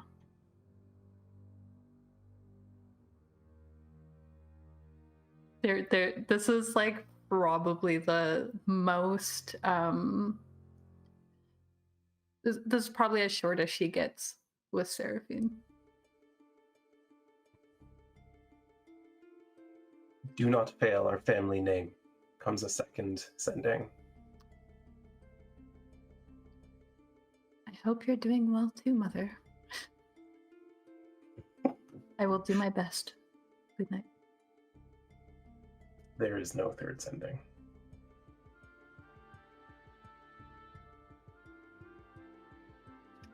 And with that very pleasant note, we will take a little break. So, go ahead, people, get yourselves some honey wine or some mead or some snacks and other refreshments. We'll be back shortly with part 2 of episode 1 of Echoes of Convergence. Welcome back, everyone. Here we go with part 2. I don't know why I keep calling it part 2. Okay. Now I gotta split up the stream and call it part 2. Yeah. And I want part 1.5 to be just the clip of me singing that can go on YouTube on its own for days. Oh, I was already planning on clipping that. It's gonna be a short. I'm gonna pay like $10 to boost it so that more people see it. Yes. All right, chat. Time to launch my YouTube singing career. Well, the party all got to sleep in their respective rooms. 2 of the party trance, so they would be up after 4 hours. Yeah. Let's start with Rhowan. What's Rowan's early morning routine look like? Well, I already did my star thing before I went to bed, so that's out of the way. I know normally it's kind of go out, find something to eat for breakfast, but that's already taken care of, so I'll probably just head downstairs and see what's going on at 4 in the morning. Yeah, absolutely. So, surprisingly, there is food being cooked already. It's no one that you saw from last night cooking. There is a fairly older gentleman who's coming and going from the kitchen, and as he does so, you can see within the kitchen there is an older woman who is in there stirring a pot of porridge and frying up some salted meats, that sort of thing. There is also one of the young male servers from the night before, the one Brielle called Jorf, who is sound asleep on the bar. He's sitting in a stool, but his upper body rested on the bar. 3 empty bottles next to him, drool coming out of his mouth.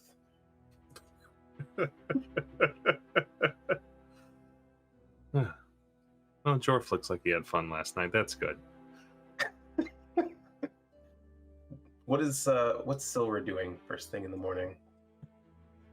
She is getting her hair ready, making sure that everything is okay with her outfit, and checking in to see if there's anything going on with her tattoo that's on her chest. It looks the way it normally does. Though, with your western-facing room, as you take a gander outside, you can see pretty much nothing outside the city. It's so dark, but you almost feel the presence of the mountain you're headed towards. And as you stare off at the horizon, you hear this faint whispering in the back of your head.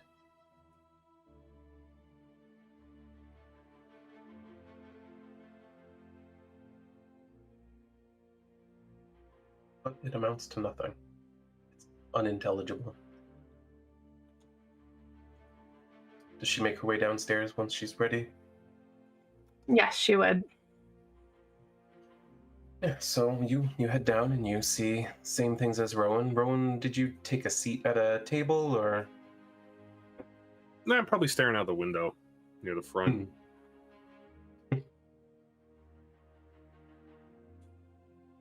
She'll come up behind him and be like, see anything interesting? Do I see anything interesting, Shanks? No. It's dark. There's the lanterns lit on the streets, like immediately outside the window. Other than that, there's not really much you can see. Across the street is like an art studio, not currently open, so there's really nothing interesting going on. Yeah, not really. Just mostly catching my own reflection. Kind of in the way. Yeah, that's a funny thing that windows do.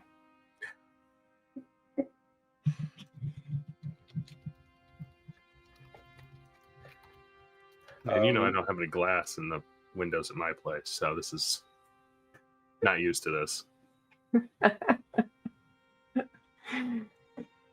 Oh yeah, I mean, mine has some, but they're so dirty that you can barely see out of them. Mm. Probably do something about that. Yeah.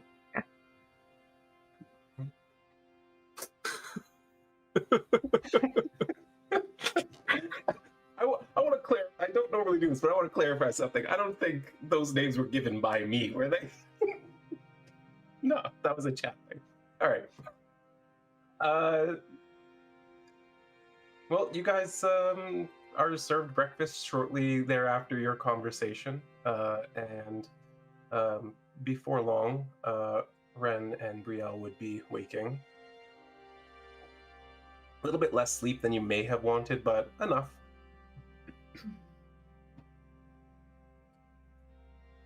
All right. Wren gets up. She's kind of meticulous about the way she goes about her morning routine, getting ready, making sure her hair is all the way that she wants it. And she folds all of her stuff up neatly, puts it away in her backpack. And I think she braces herself a little bit before she leaves the room, knowing that she's going to have to go make some more pleasantries with her new adventuring party. And so she opens up the door and begins to head down. What's Brielle waking up like? Probably messy. Her hair's probably like all over the place, so she just kind of like ties it up real quick. There's no rhyme or reason. She doesn't really care what she looks like.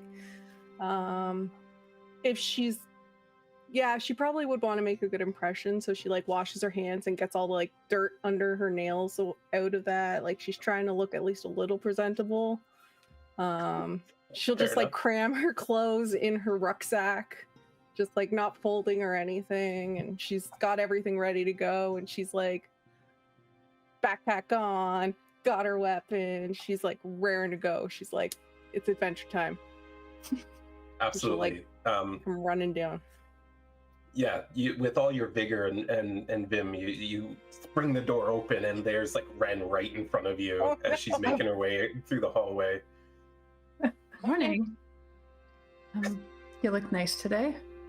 Thanks. You do too. Sorry about the eye thing again. It's okay. Honestly, it was a bit of a relief. To be honest, no one really points out my eyes.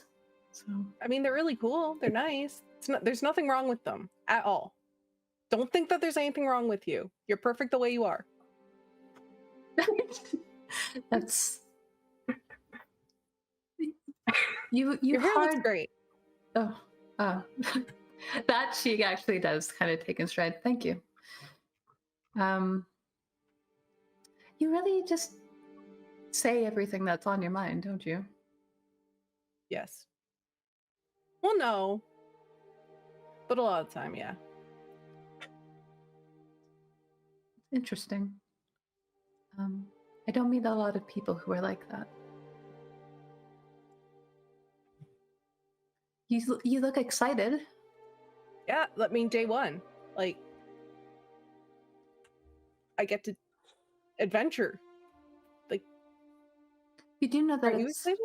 hard work. Yeah. I work in a smithy. I'm used to hard work. My whole life is hard work. I suppose. I guess I just mean that you probably don't get attacked a lot while you are working in the smithy, right? No. I mean, like, I'll spar with my dad and stuff. I know how to fight. He said to properly make a weapon, you have to know how to wield it, so... But, like, fighting monsters, no. Well, That'll be a first for both of us, so we can do that together. I'd like that. I suppose the others are already awake. Just gonna start kind of walking along with you. Not really trying to leave you behind, but like heading downstairs together. Yeah, she'll follow you like a puppy. Yeah, you guys head downstairs and you find your companions at a table with food being brought out from the kitchen and placed on the table. There's bowls of porridge, there's meats and some leftover breads from last night, that sort of thing.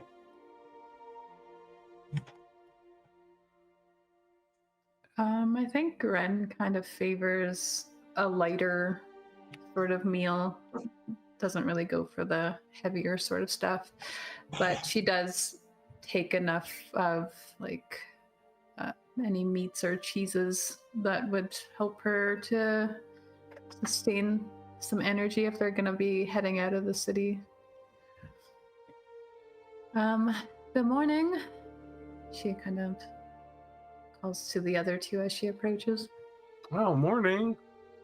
Morning. Good night. Oh, yeah. Stars were gorgeous last night.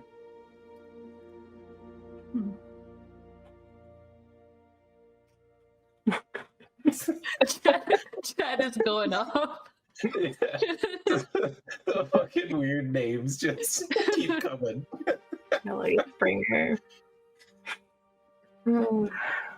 Brielle would probably walk to the bar before walking to the table and just like see him like launched over, just like Yeah. grab him by the back of his shoulders and be like, "Morning!" And to, like, oh, I'm so sorry. You just look tired, and I thought I should wake you up, seeing as people like are here now. Oh, thank God. Did you go to bed? Like a real bed? Did I go to bed? No, you're here. See the bar? No, what? Morning! And then she's gonna walk up to the table. Morning. You're supposed to wake me up when people come in. I thought that was my mom. This mom must be terrifying.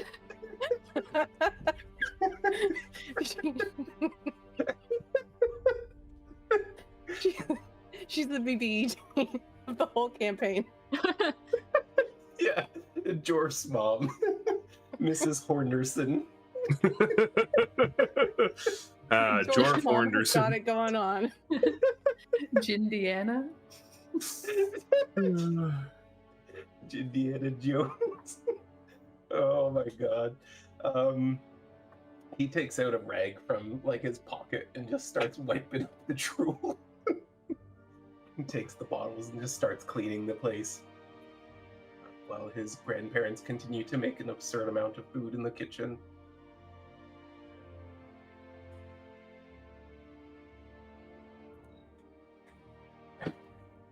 Everyone ready to leave soon?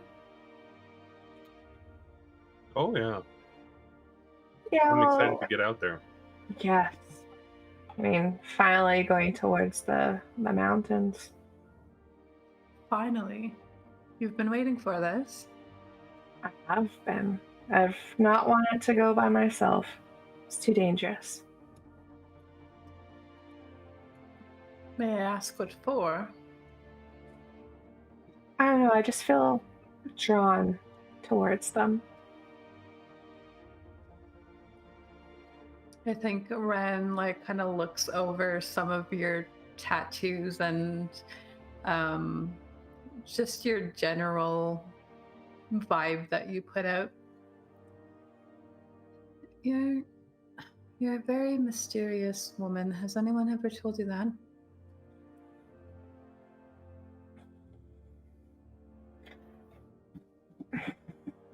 Bottom dwellers, yes. That's sort of what we aim for, but I mean, I don't find myself very mysterious. I guess I can come across as that. I just don't know that many people who say that they've been called to the mountain. Well, I mean, wouldn't dwarves feel called to mountains? I haven't really asked, so I suppose I can't verify that. But yeah, I'll be ready once we eat, and then everything sort of gets slightly uncomfortable. And I think Wren recognizes that sort of behavior and just goes to eating her food as well.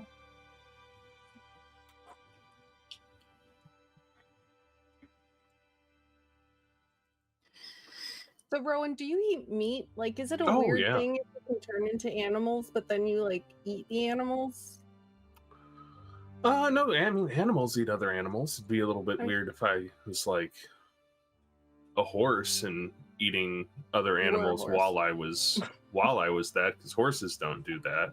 But Okay. definitely taken a bite out of some stuff while I've been a bear before.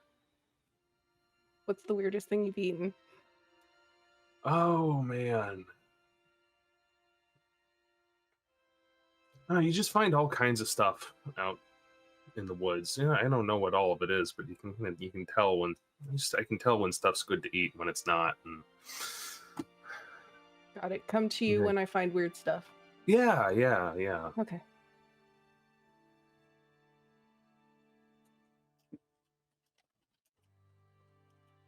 So who's excited? Brielle's just like literally like waiting for everyone to finish their food so they can go. She's just like vibrating essentially at that point. well, I think we can all tell that you are excited. I am excited myself, but I don't necessarily show it or make everyone else feel it with their vibrating. She like purposely like grips the table to stop herself from being. No, it's fine. Just shakes the table. Continue. Continue. The person Starts that has the clattering. shaky leg. Rowan It's- traveling with his bowl of porridge. It's actually quite nice to see someone so enthusiastic about going out.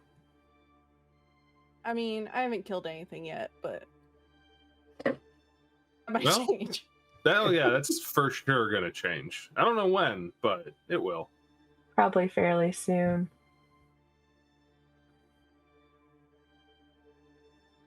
All right. Well, with that level of excitement, I feel like the group has made their way through their morning meal well enough and set off under the cover of pre-dawn to head northwest on the small trail out of town that leads to Silverbrook. Bye, Jorf. he like appears from behind the counter.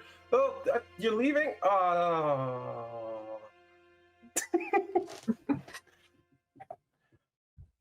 Thought I had more time.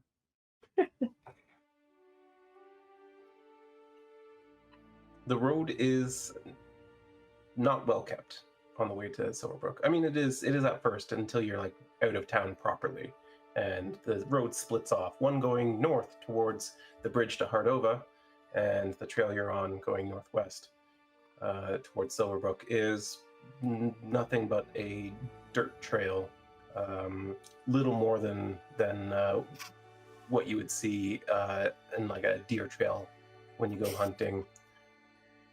Rowan, you're familiar enough with this road. You've been out towards Silverbrook before. Very small farming settlement, but pleasant enough town. Is there anything anyone is trying to do as they head out? I don't think I have anything. Oh, could we say that last night before I long rested, we got a fresh pocket full of good berries? No, yeah, you can. It's Okay. fine. That's fair. No, it's absolutely, you could.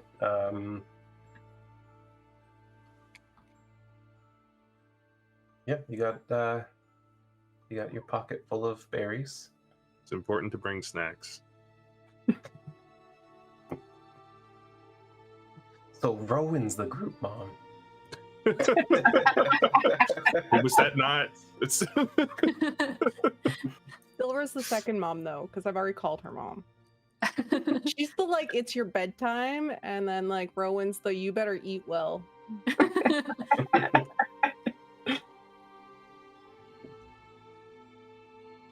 Well, yeah, you got your berries. Is there anything anyone does while they travel, or are you just focused on getting to Silverbrook?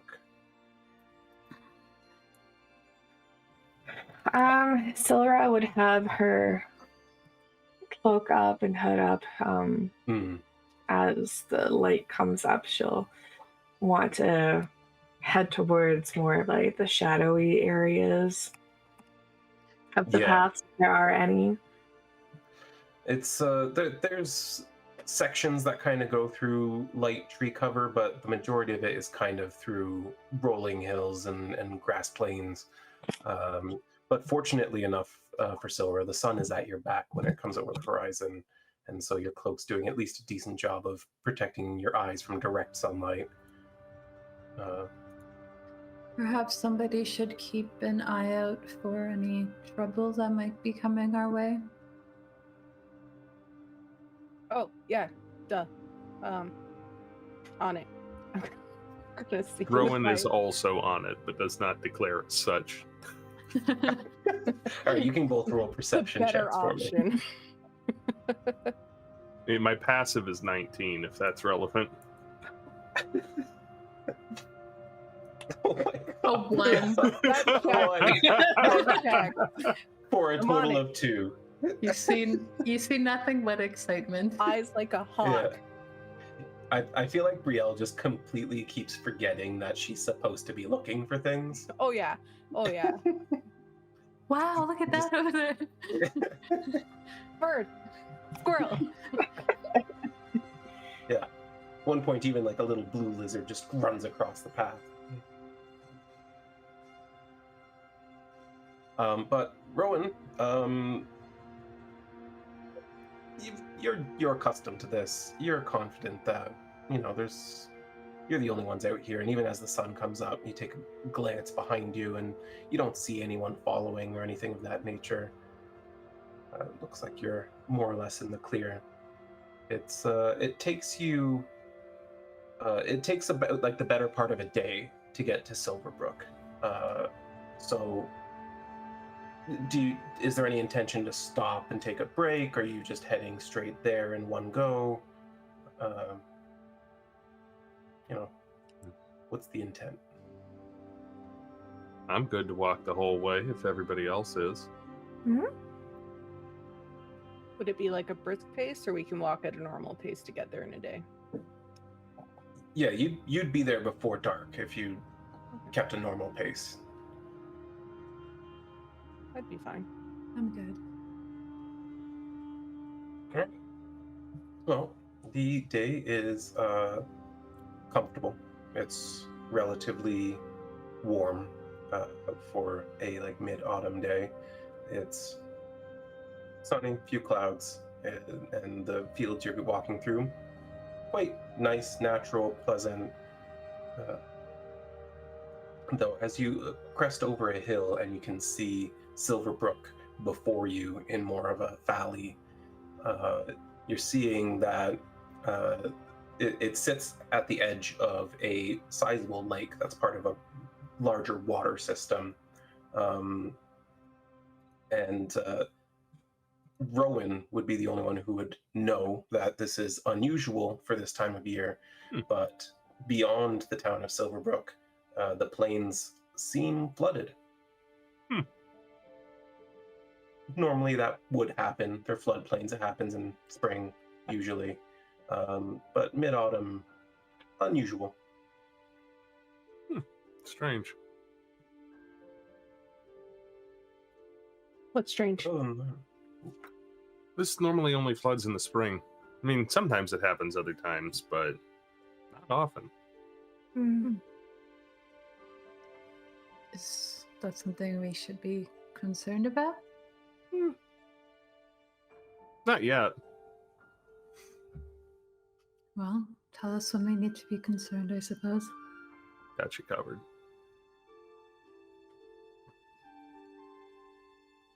Yeah, you continue on. Takes another hour or so to get down into the valley and into the town of Silverbrook.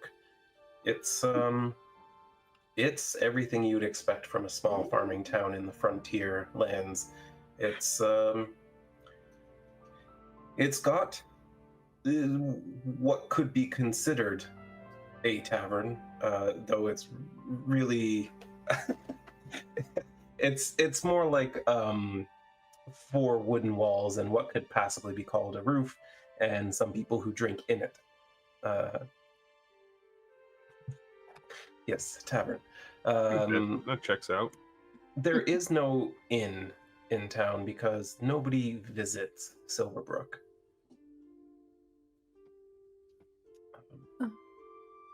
There's nowhere to sleep here. If you don't mind outside, I'm sure I can find us someplace nice and comfy. Or we can always check the stables. I didn't bring anything to make myself comfortable outside. I've never had need for it. I suppose I'll follow your lead.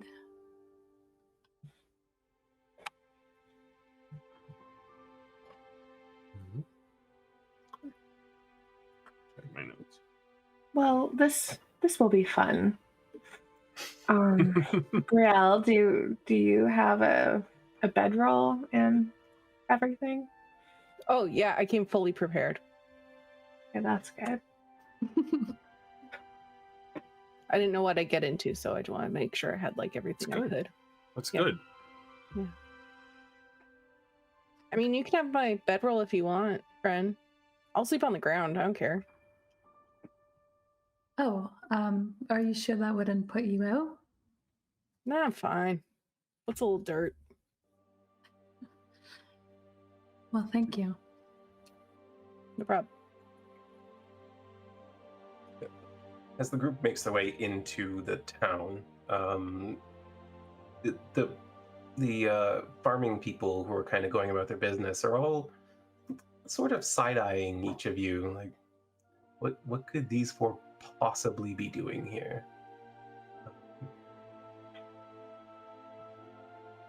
Though from the far end of town,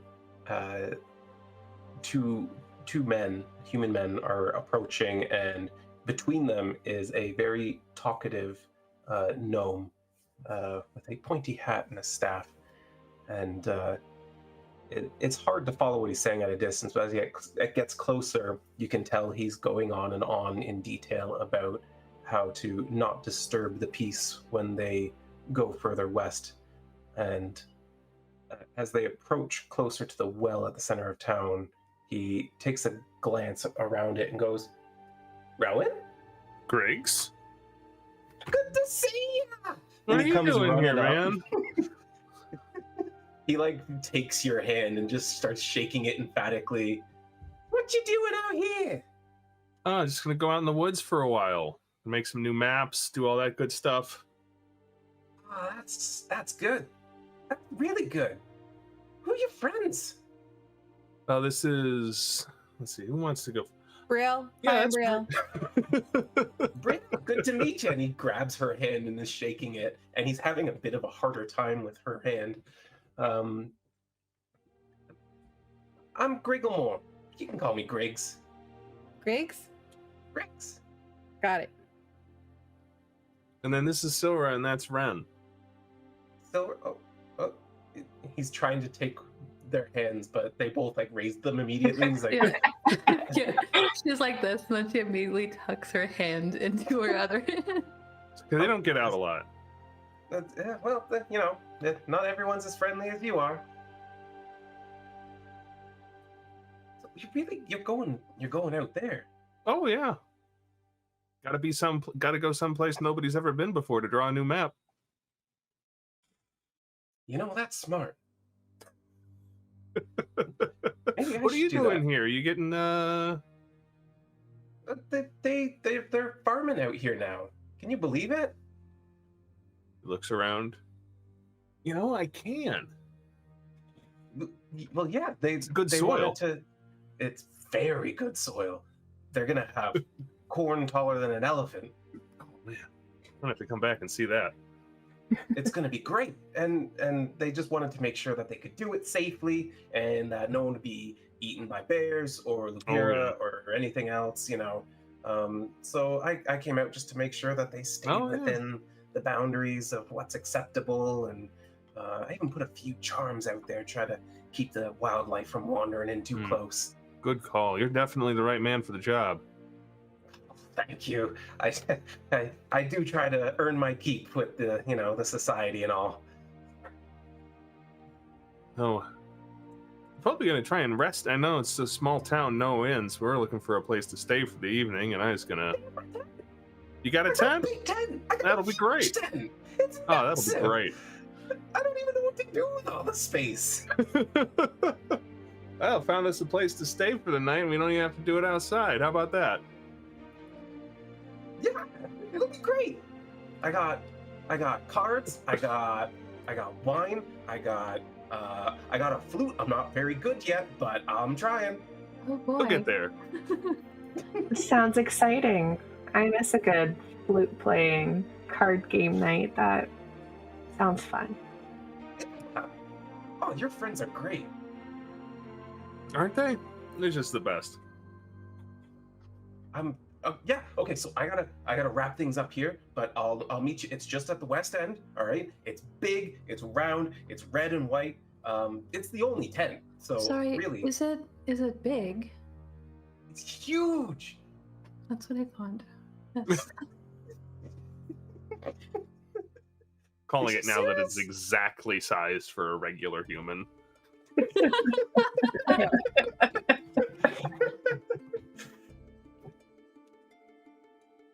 Okay, so just me. Go ahead. Oh, take a load off. Go. I'll set find yourselves up. All right. Danny. He just starts We running. better go catch up. He's like sprinting so hard, and these humans are just walking at it at leisurely pace. I love that man's energy. Oh, he's great. He would not make it a day where I came from. But that's probably a good thing.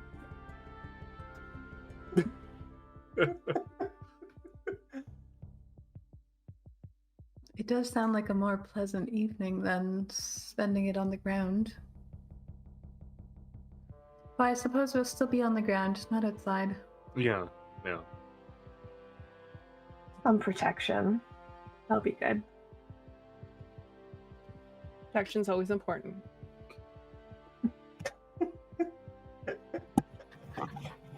That's why I carry this Yeah. shield. When you're being adventurous with friends, you gotta bring protection. True. Good advice. Just in case there's only one bedroll, Things happen. There's 4 of you in one bedroom. Poor us, one Oh no! Oh no. I've got nothing to entertain us but this massage oil. Oh god. And that's gonna be the clip from this stream. Yep. It gets the views. Oh boy. So do you guys head to the tent as he instructed you, or is anyone looking around or doing anything else? I think I would look around to see if there's any little shops or something that I could buy my own stuff at, just so that I'm not constantly bumming off of the rest of them for the rest of the adventure.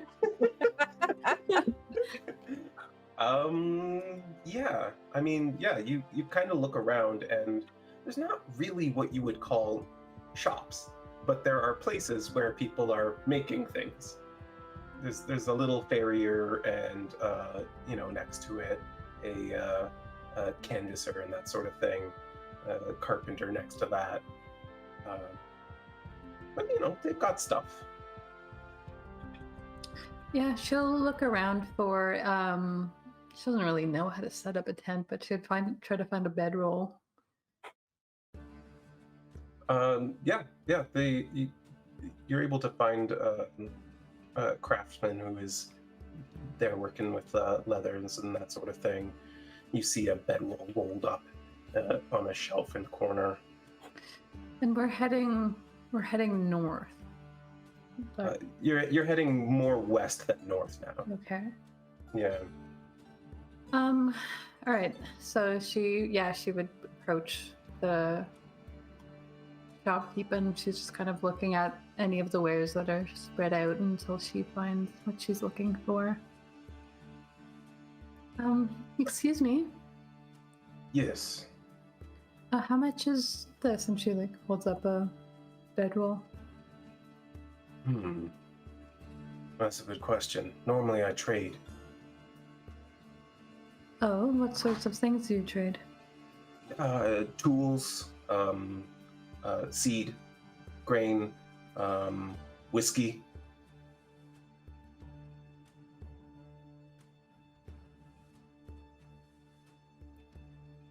I don't think I have anything that would be of much use to you, especially nothing I could really spare. I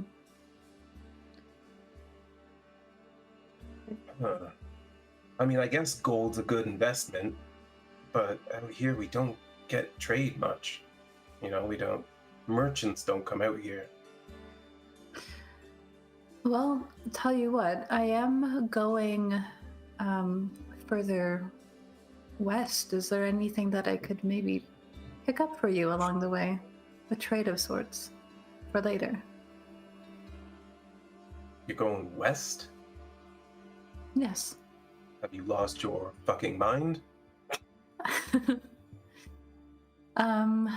No, it's been told to me that it will be worth my while. You know. I don't see how that could be true. You're gonna be dead. Well, we'll see about that. I have very capable friends with me. They're gonna be dead too.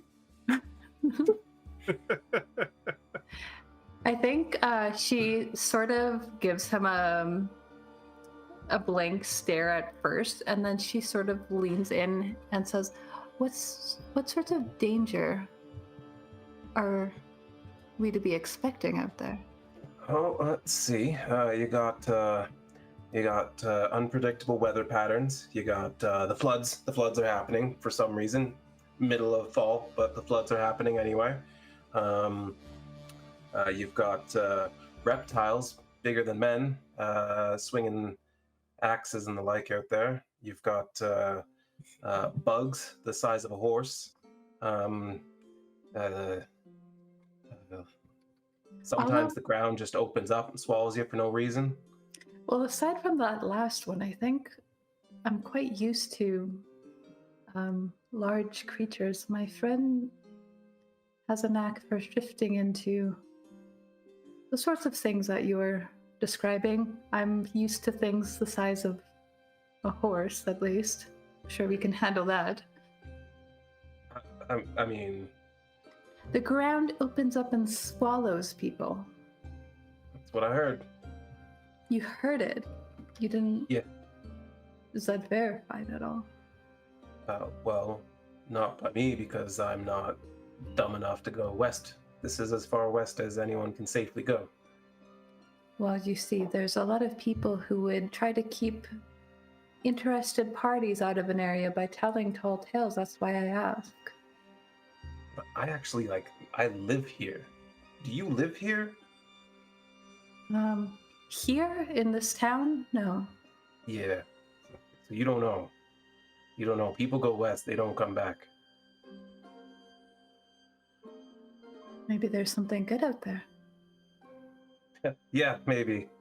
Lost City of Gold or something. Alright, what the hell? You're gonna die anyway. 2 gold for the bedroll. She knows that's like a ripoff, but she needs this, and she doesn't want to have to rely on anybody else, so she offers him 2 gold.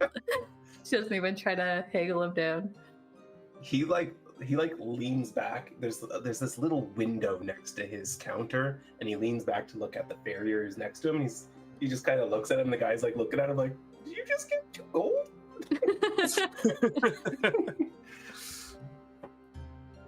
Well, thank you for that information. Not gonna do you any good. Oh, we'll see about that. What was your name again? Darren?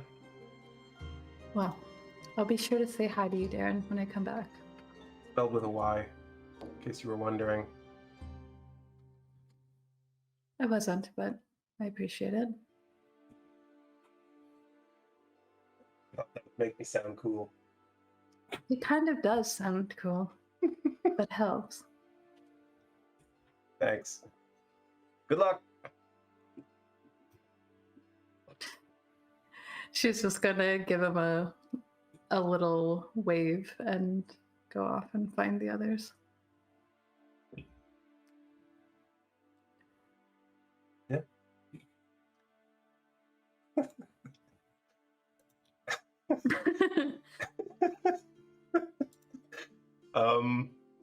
Yeah, you find the others on their way towards the tent of Grigglemore Hobbletop.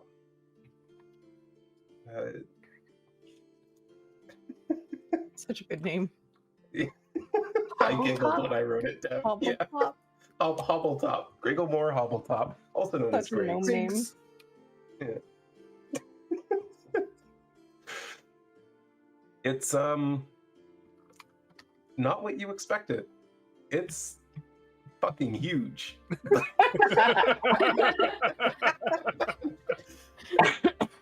It's this like red and white pinstripe kind of like almost like a circus big top, like just massive. It's got like the front flaps are kind of like pushed open, and there's a awning over them with like stakes in the ground holding it up.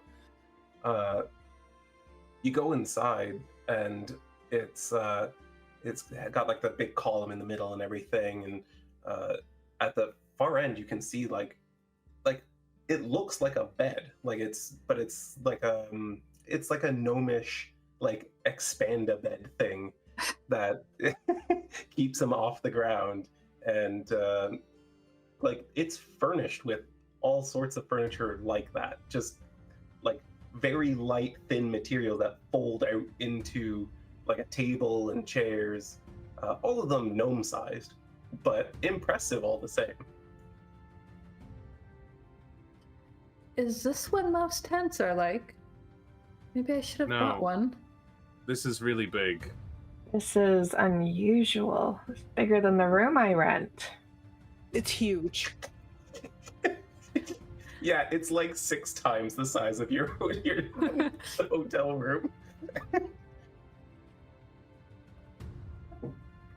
Well, thank you to Griggs, I suppose.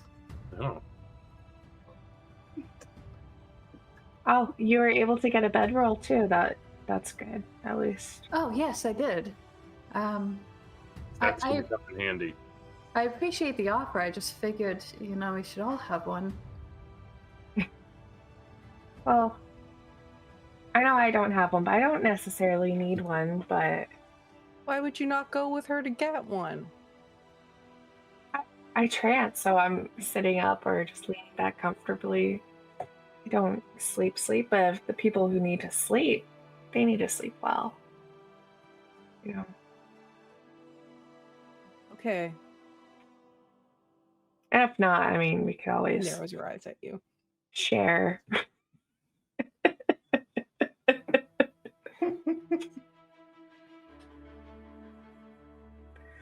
So, I know we don't necessarily have to do a watch or whatnot tonight, or maybe we do, but should we discuss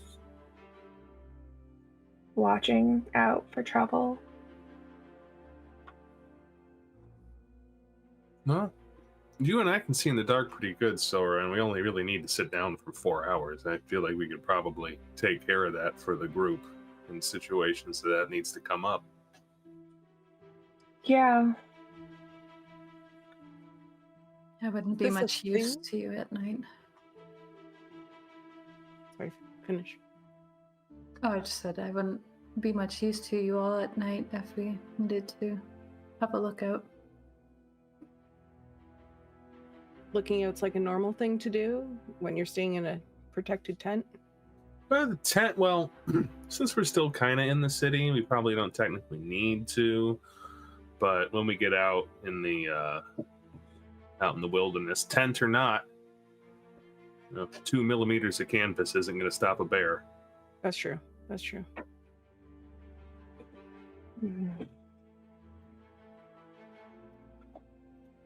I mean, I'll do a watch. I don't mind.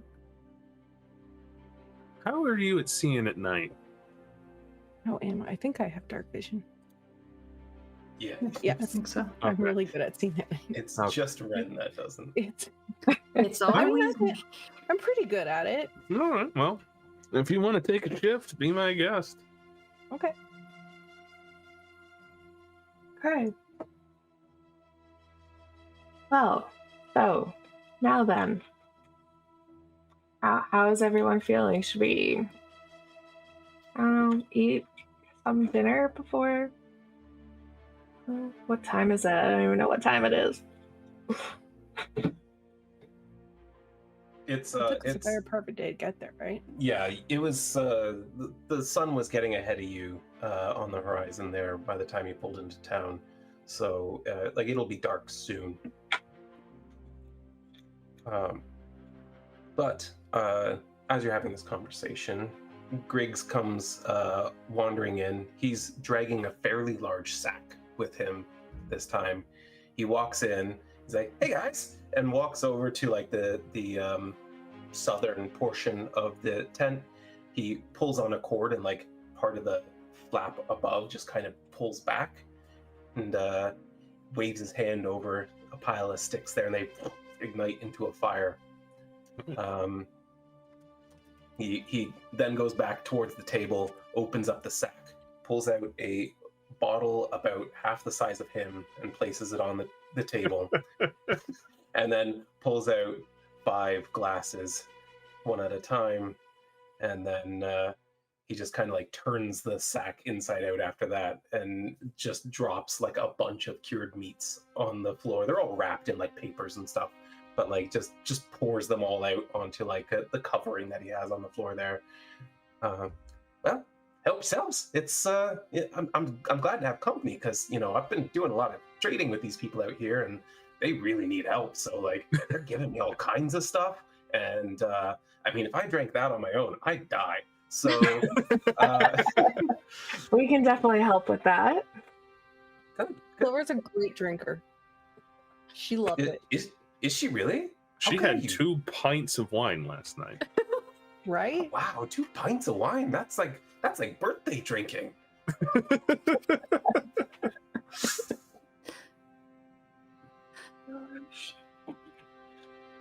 Wait, was it your birthday yesterday? Is that why you drank so much?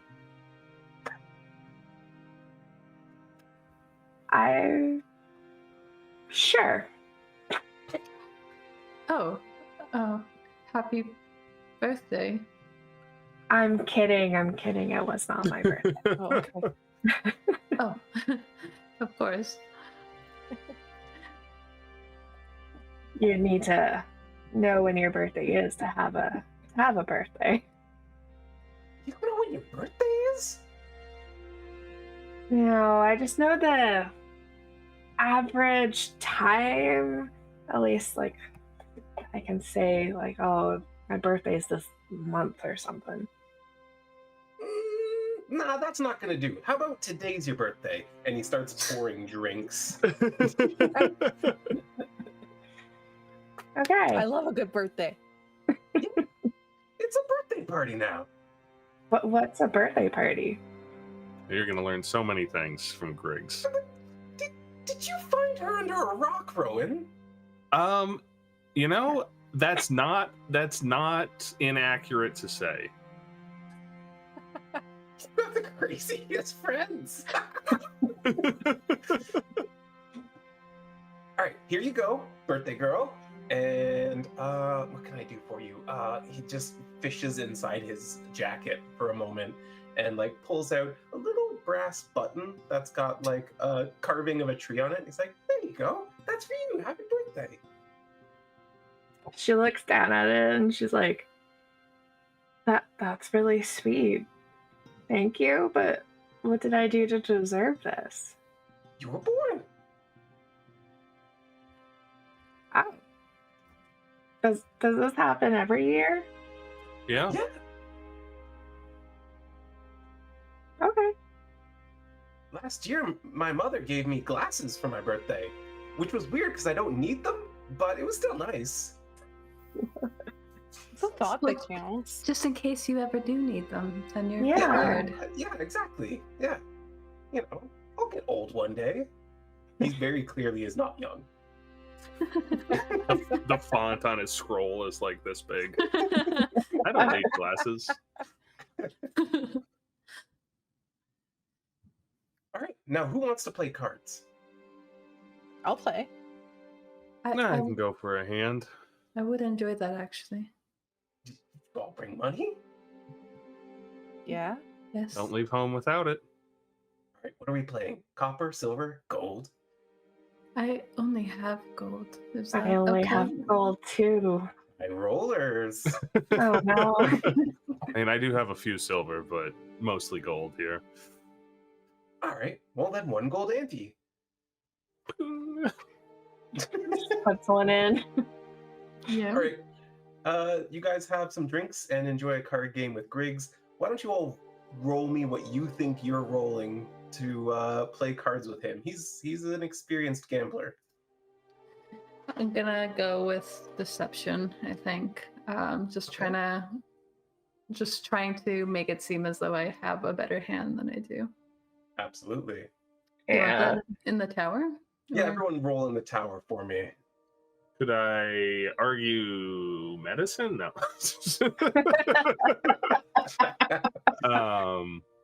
Could I argue perception, Shanks?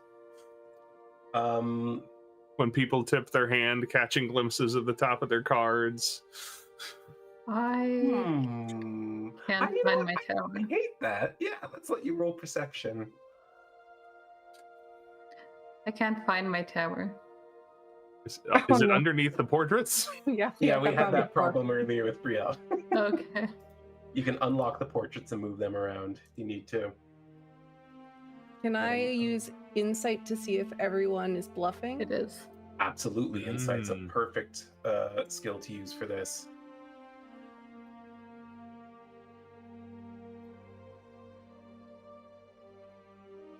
All right. Well, you play a few hands and coins going back and forth. A couple of times there's a sizable pot. And after a couple hours of playing, let's see how you all did. Brielle, you are down 5 gold. That checks. Yeah, you couldn't really figure out what people were doing. In fact, the game itself felt confusing to you. It's different where I'm at home. Yes. We play it different.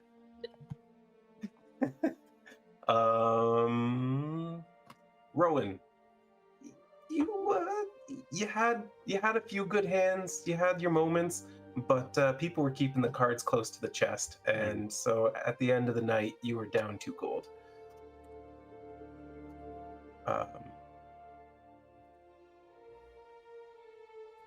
Where is the next one? Oh, okay. Wren, you are a hell of a liar, and no one could quite tell when you were about to sweep the rug out from under them. You are up 4 gold. She was using her shape shifting to like make sure her face, her poker face, was intact at all times. Sylra, however, is the real champion of the night. Oh boy. Birthday girl. Having successfully deceived everyone, and not only just hid your intent, but you actively manipulated people into betting against their own interest. By the end of the night, you were up 9 gold, and Griggs is unfortunately also down about 4 gold. So you all you outplayed him despite his expertise in this field. Oops. By the end of the night, as he's like counting it up, he's like, "Oh man, you guys wrecked me. I'm normally so good." That was so much fun. Hey, they took me too, so don't feel too bad. It was a good game. You guys you're sharp. You're all sharp. I hear you're going west too. They're all saying you're gonna die out there. I don't think so. Yes, I'm quite inclined to prove Darren was it incorrect about that. Yeah. You know, he always tells people that he spells it with a Y, but he doesn't. He doesn't Like, he even could- try. Like, he could just start spelling it with a Y. Yeah, but he spells it with a U. Wait, where? Yeah. Where? Run? Yeah. It's DAERUN. Weird, right? Interesting. Yeah. But then, why, you already have a weird name. Why say it's with a Y? Yeah. I probably shouldn't have told you that. He told me that in confidence. I've had Yeah. too much to drink. Oh, I I won't actually tell think him. that Oh, sounds it's cooler. fine. Right? I've never But seen that you- spelling before. People were saying that we were going to die. Like, I know it's dangerous, but has no one come back? Oh, I go out there all the time, but I'm really sneaky and I don't get into, trouble. And if I'm really in trouble, then I just turn into a bear. And then everyone leaves me alone. It's the way to do it. Oh, you're one of those too. It's the way to do it. Is that how Bears? you both know each other? The shape shifting. Oh no, actually, I met him on the side of the road one Yeah, day. he saved my life, kinda. He does I mean, it that. might have been okay, He but does like, do you that. know. He might have been, but certainly helped you get okay faster. You and Merrick. That's so Yeah, nice you of gave- you. You gave us something to eat, and then you walked with us all the way back to town. And that big guy that was like bullying us, like, Yeah, that blue guy or bluish. yeah, it was the kind of blue. Yeah, What's up with that? I don't know. Well, I mean, I'm kind Why of are people green. blue now. I don't know. People come in all kinds of different colors. Yeah, I know. I guess it's not that weird, but I never met anyone blue before. I mean, And- I'm green. Can I was blue Wren, for a couple years. Can Wren like shape shift so that her skin like takes on a blue sort of color to it? I could Yeah. turn blue. That's really cool. That wasn't quite like that. And he was really big. Like, really, like, I know I'm small, but like, he was big.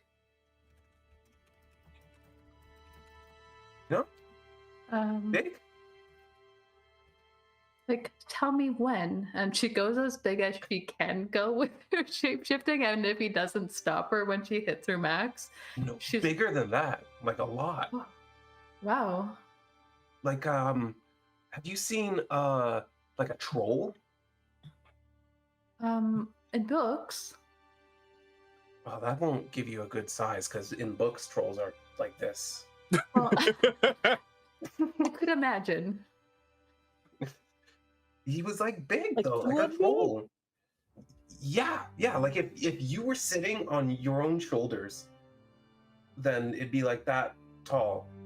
Big arms, long arms too. And he wasn't blue. Like, he wasn't this color of blue, but he was like if I was really cold. Oh. Wait, you turn blue when you're cold? If I'm cold enough, yeah. Oh. And I turn blue when I'm sad, so these things happen. Oh. That's so sad. Yeah. It doesn't happen I hope often. you're never blue.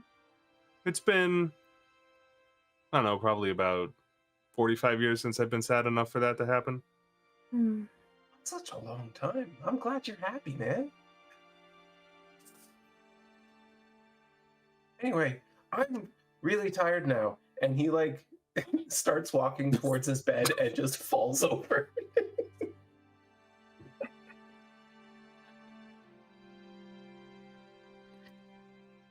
He'll be fine. Yeah, Rowan knows that he's a heavy drinker and he'll be all right in the morning. Well, I suppose we should have been some indication, but you certainly have interesting friends, Rowan.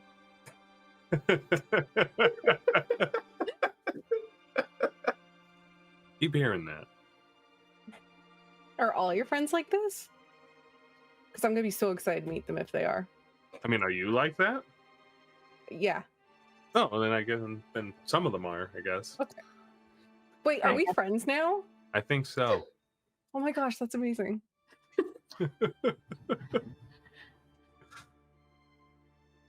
have a friend. Sylra's just sort of like staying there, like, well, this is awkward. No, don't mind him. Like, I think he'd be offended if we put him in bed.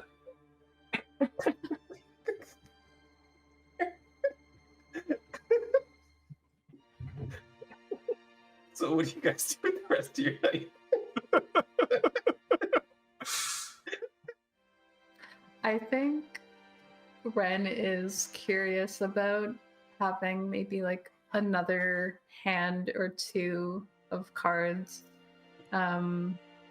Especially with Sylra, who has now bested her at this game. She's like, I wanna try again, sort of situation. Absolutely. Is it just She you would two be up playing? for that. I only need to sit down for 4 hours. I got time. Yeah, I'll play. I didn't learn my lesson. It's her Give me your rolls birthday. again.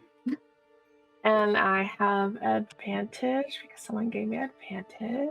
I'm gonna use that advantage. Everyone you, does you all have have advantage. inspiration. What a use for it.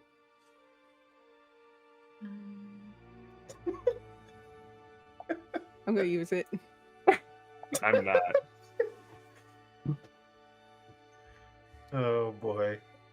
Brielle, I am sorry to tell you rolled the same number. But I'm also going to tell you can't use it here because you can only use it once on a roll.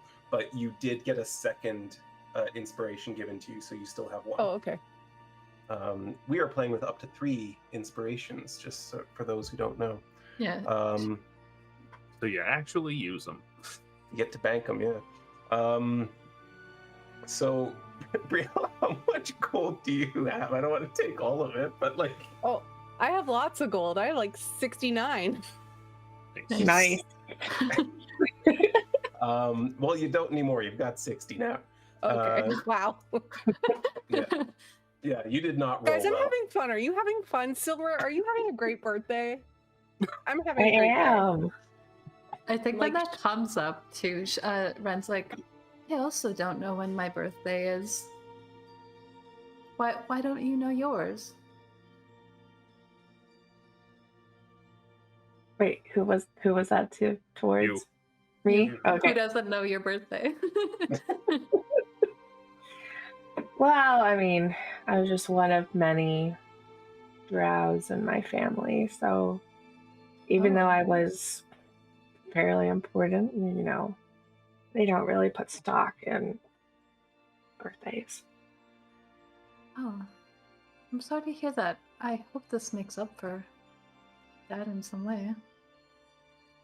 Well, I mean, it's good for my purse so far, so We'll see. After the following few hands of cards, oh Rhowan, boy. despite the fact that you really feel like you got a hang of it, you're getting on top of this game, somehow Sylra and Wren just keep outmaneuvering you. It seems like they're drawing you into betting somehow, and you can't figure out how they're doing it. I think they're taking it way more seriously than I am. Oh, definitely. Like, I don't Probably I don't have a whole lot of use for gold. but you're also playing smarter than you were before, so you only end up down 2 gold in the end. That's how many I was down last time. Must be nice. Yeah, but they're They're playing better than better, last time. yeah. Also, yeah. Oh like, no. There was also more of a buffer with Griggs playing and everything, you know. So Sylra, you end up 5 gold, but you do get bested by Wren, who is up 6. Nice. Okay. The game is tied. 1-1. Oh, great. My 2 button doesn't work. So I have 6 gold for now until I remember. You need me to send you a 2? Wait, can I do that in Fantasy Grounds? I don't know if I can copy paste. What's the total? I can give it to you. 62. I can also put the gold in your inventory. Thank you. You're welcome. Typing 62 in the chat. But you know, the night goes over. You all have an enjoyable time. Can I get some perception checks from those who are taking a watch? And as you start making your way to your various bedded rolls and whatnot, you can hear Griggs going as he snores. He's like, he has big lips. I love him. Your watches go off without any issue. But Rhowan, in the deep of the night while you're keeping watch, you do hear some troubling noises from out in the darkness to the west of you. Sort of a guttural, way off in the distance. There's something big out there hunting, but nothing makes its way into town. Brielle, as you sleep, you find yourself in the presence of a very bright lady, one who's appeared to you before. She's tall, muscular, and beautiful beyond compare. She has 6 wings sprouting out from her back. Beautiful, delicate blonde hair. She wields a hammer in each hand. She stands before you and you feel the spark of adventure. And she says to you, Brielle, your first test is coming. Steel yourself. And you awake. It's dawn.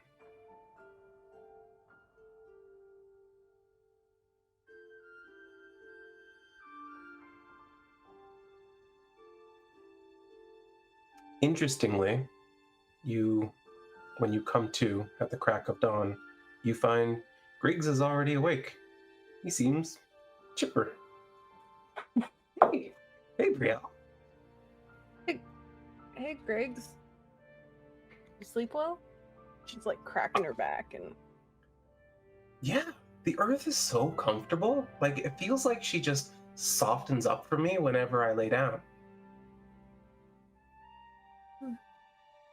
Is it wet Great. where you were?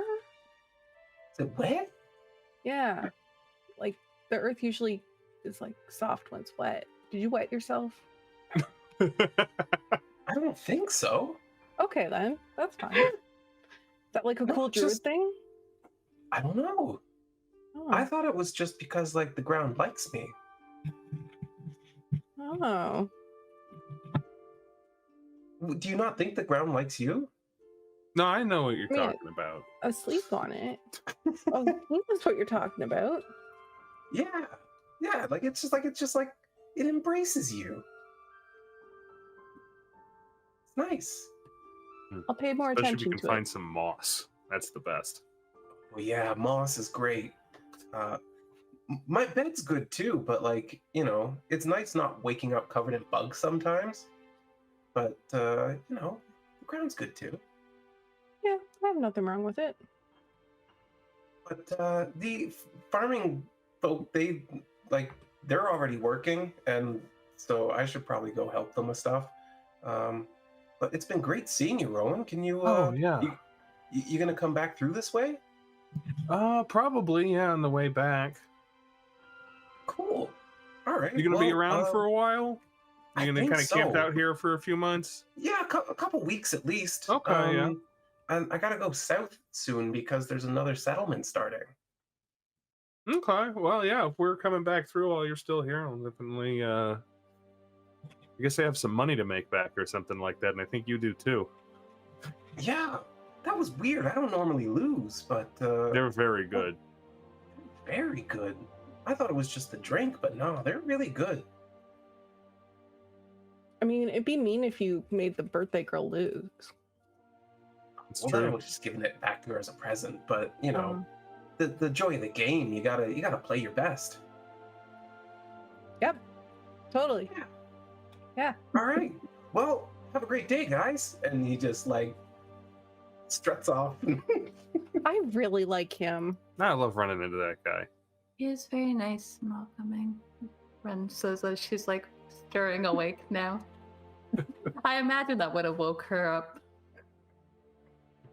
So yeah, that think you don't Briggs speak only with has that kind 2 of volumes. energy without waking people. Yeah. Yeah. Are we heading out soon? I think we should. Yeah, we got a lot of walking ahead of us and no road this time, so. Oh. That'll probably be new for you too, Brielle, walking without using a road. Roads, yeah. Just walking them. That's new too.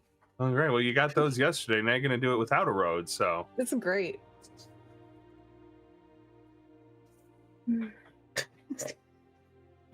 Well, you guys head out, heading like northwest through the wetlands. I'm going to need a nature or navigation check, I guess, because you have navigator's tools, right, Rhowan? Yeah, I can make you a survival check.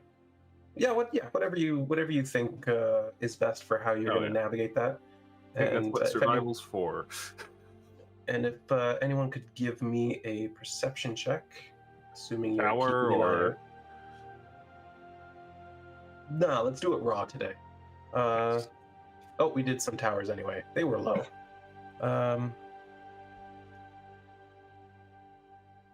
Okay. Yeah. All right. Well, then I'll just show you because let's expose the low perception rolls we got. 4, 9, 7. Right.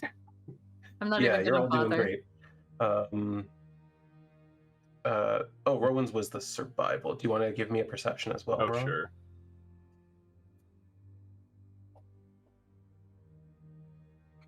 Nine plus 9.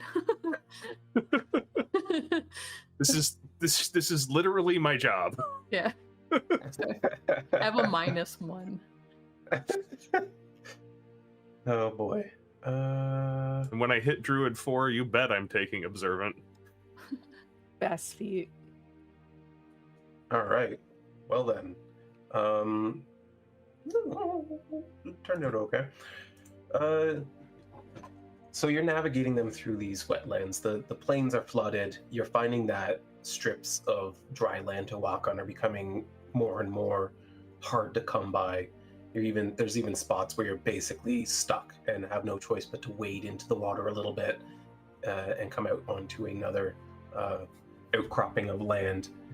You move to a point where you're now walking a very narrow bit of raised grassland, and as you come up to a bushy area, Rhowan and Sylra, you hear in the water around you. All right, now maybe we should be concerned. Then over to the left, and then all at once,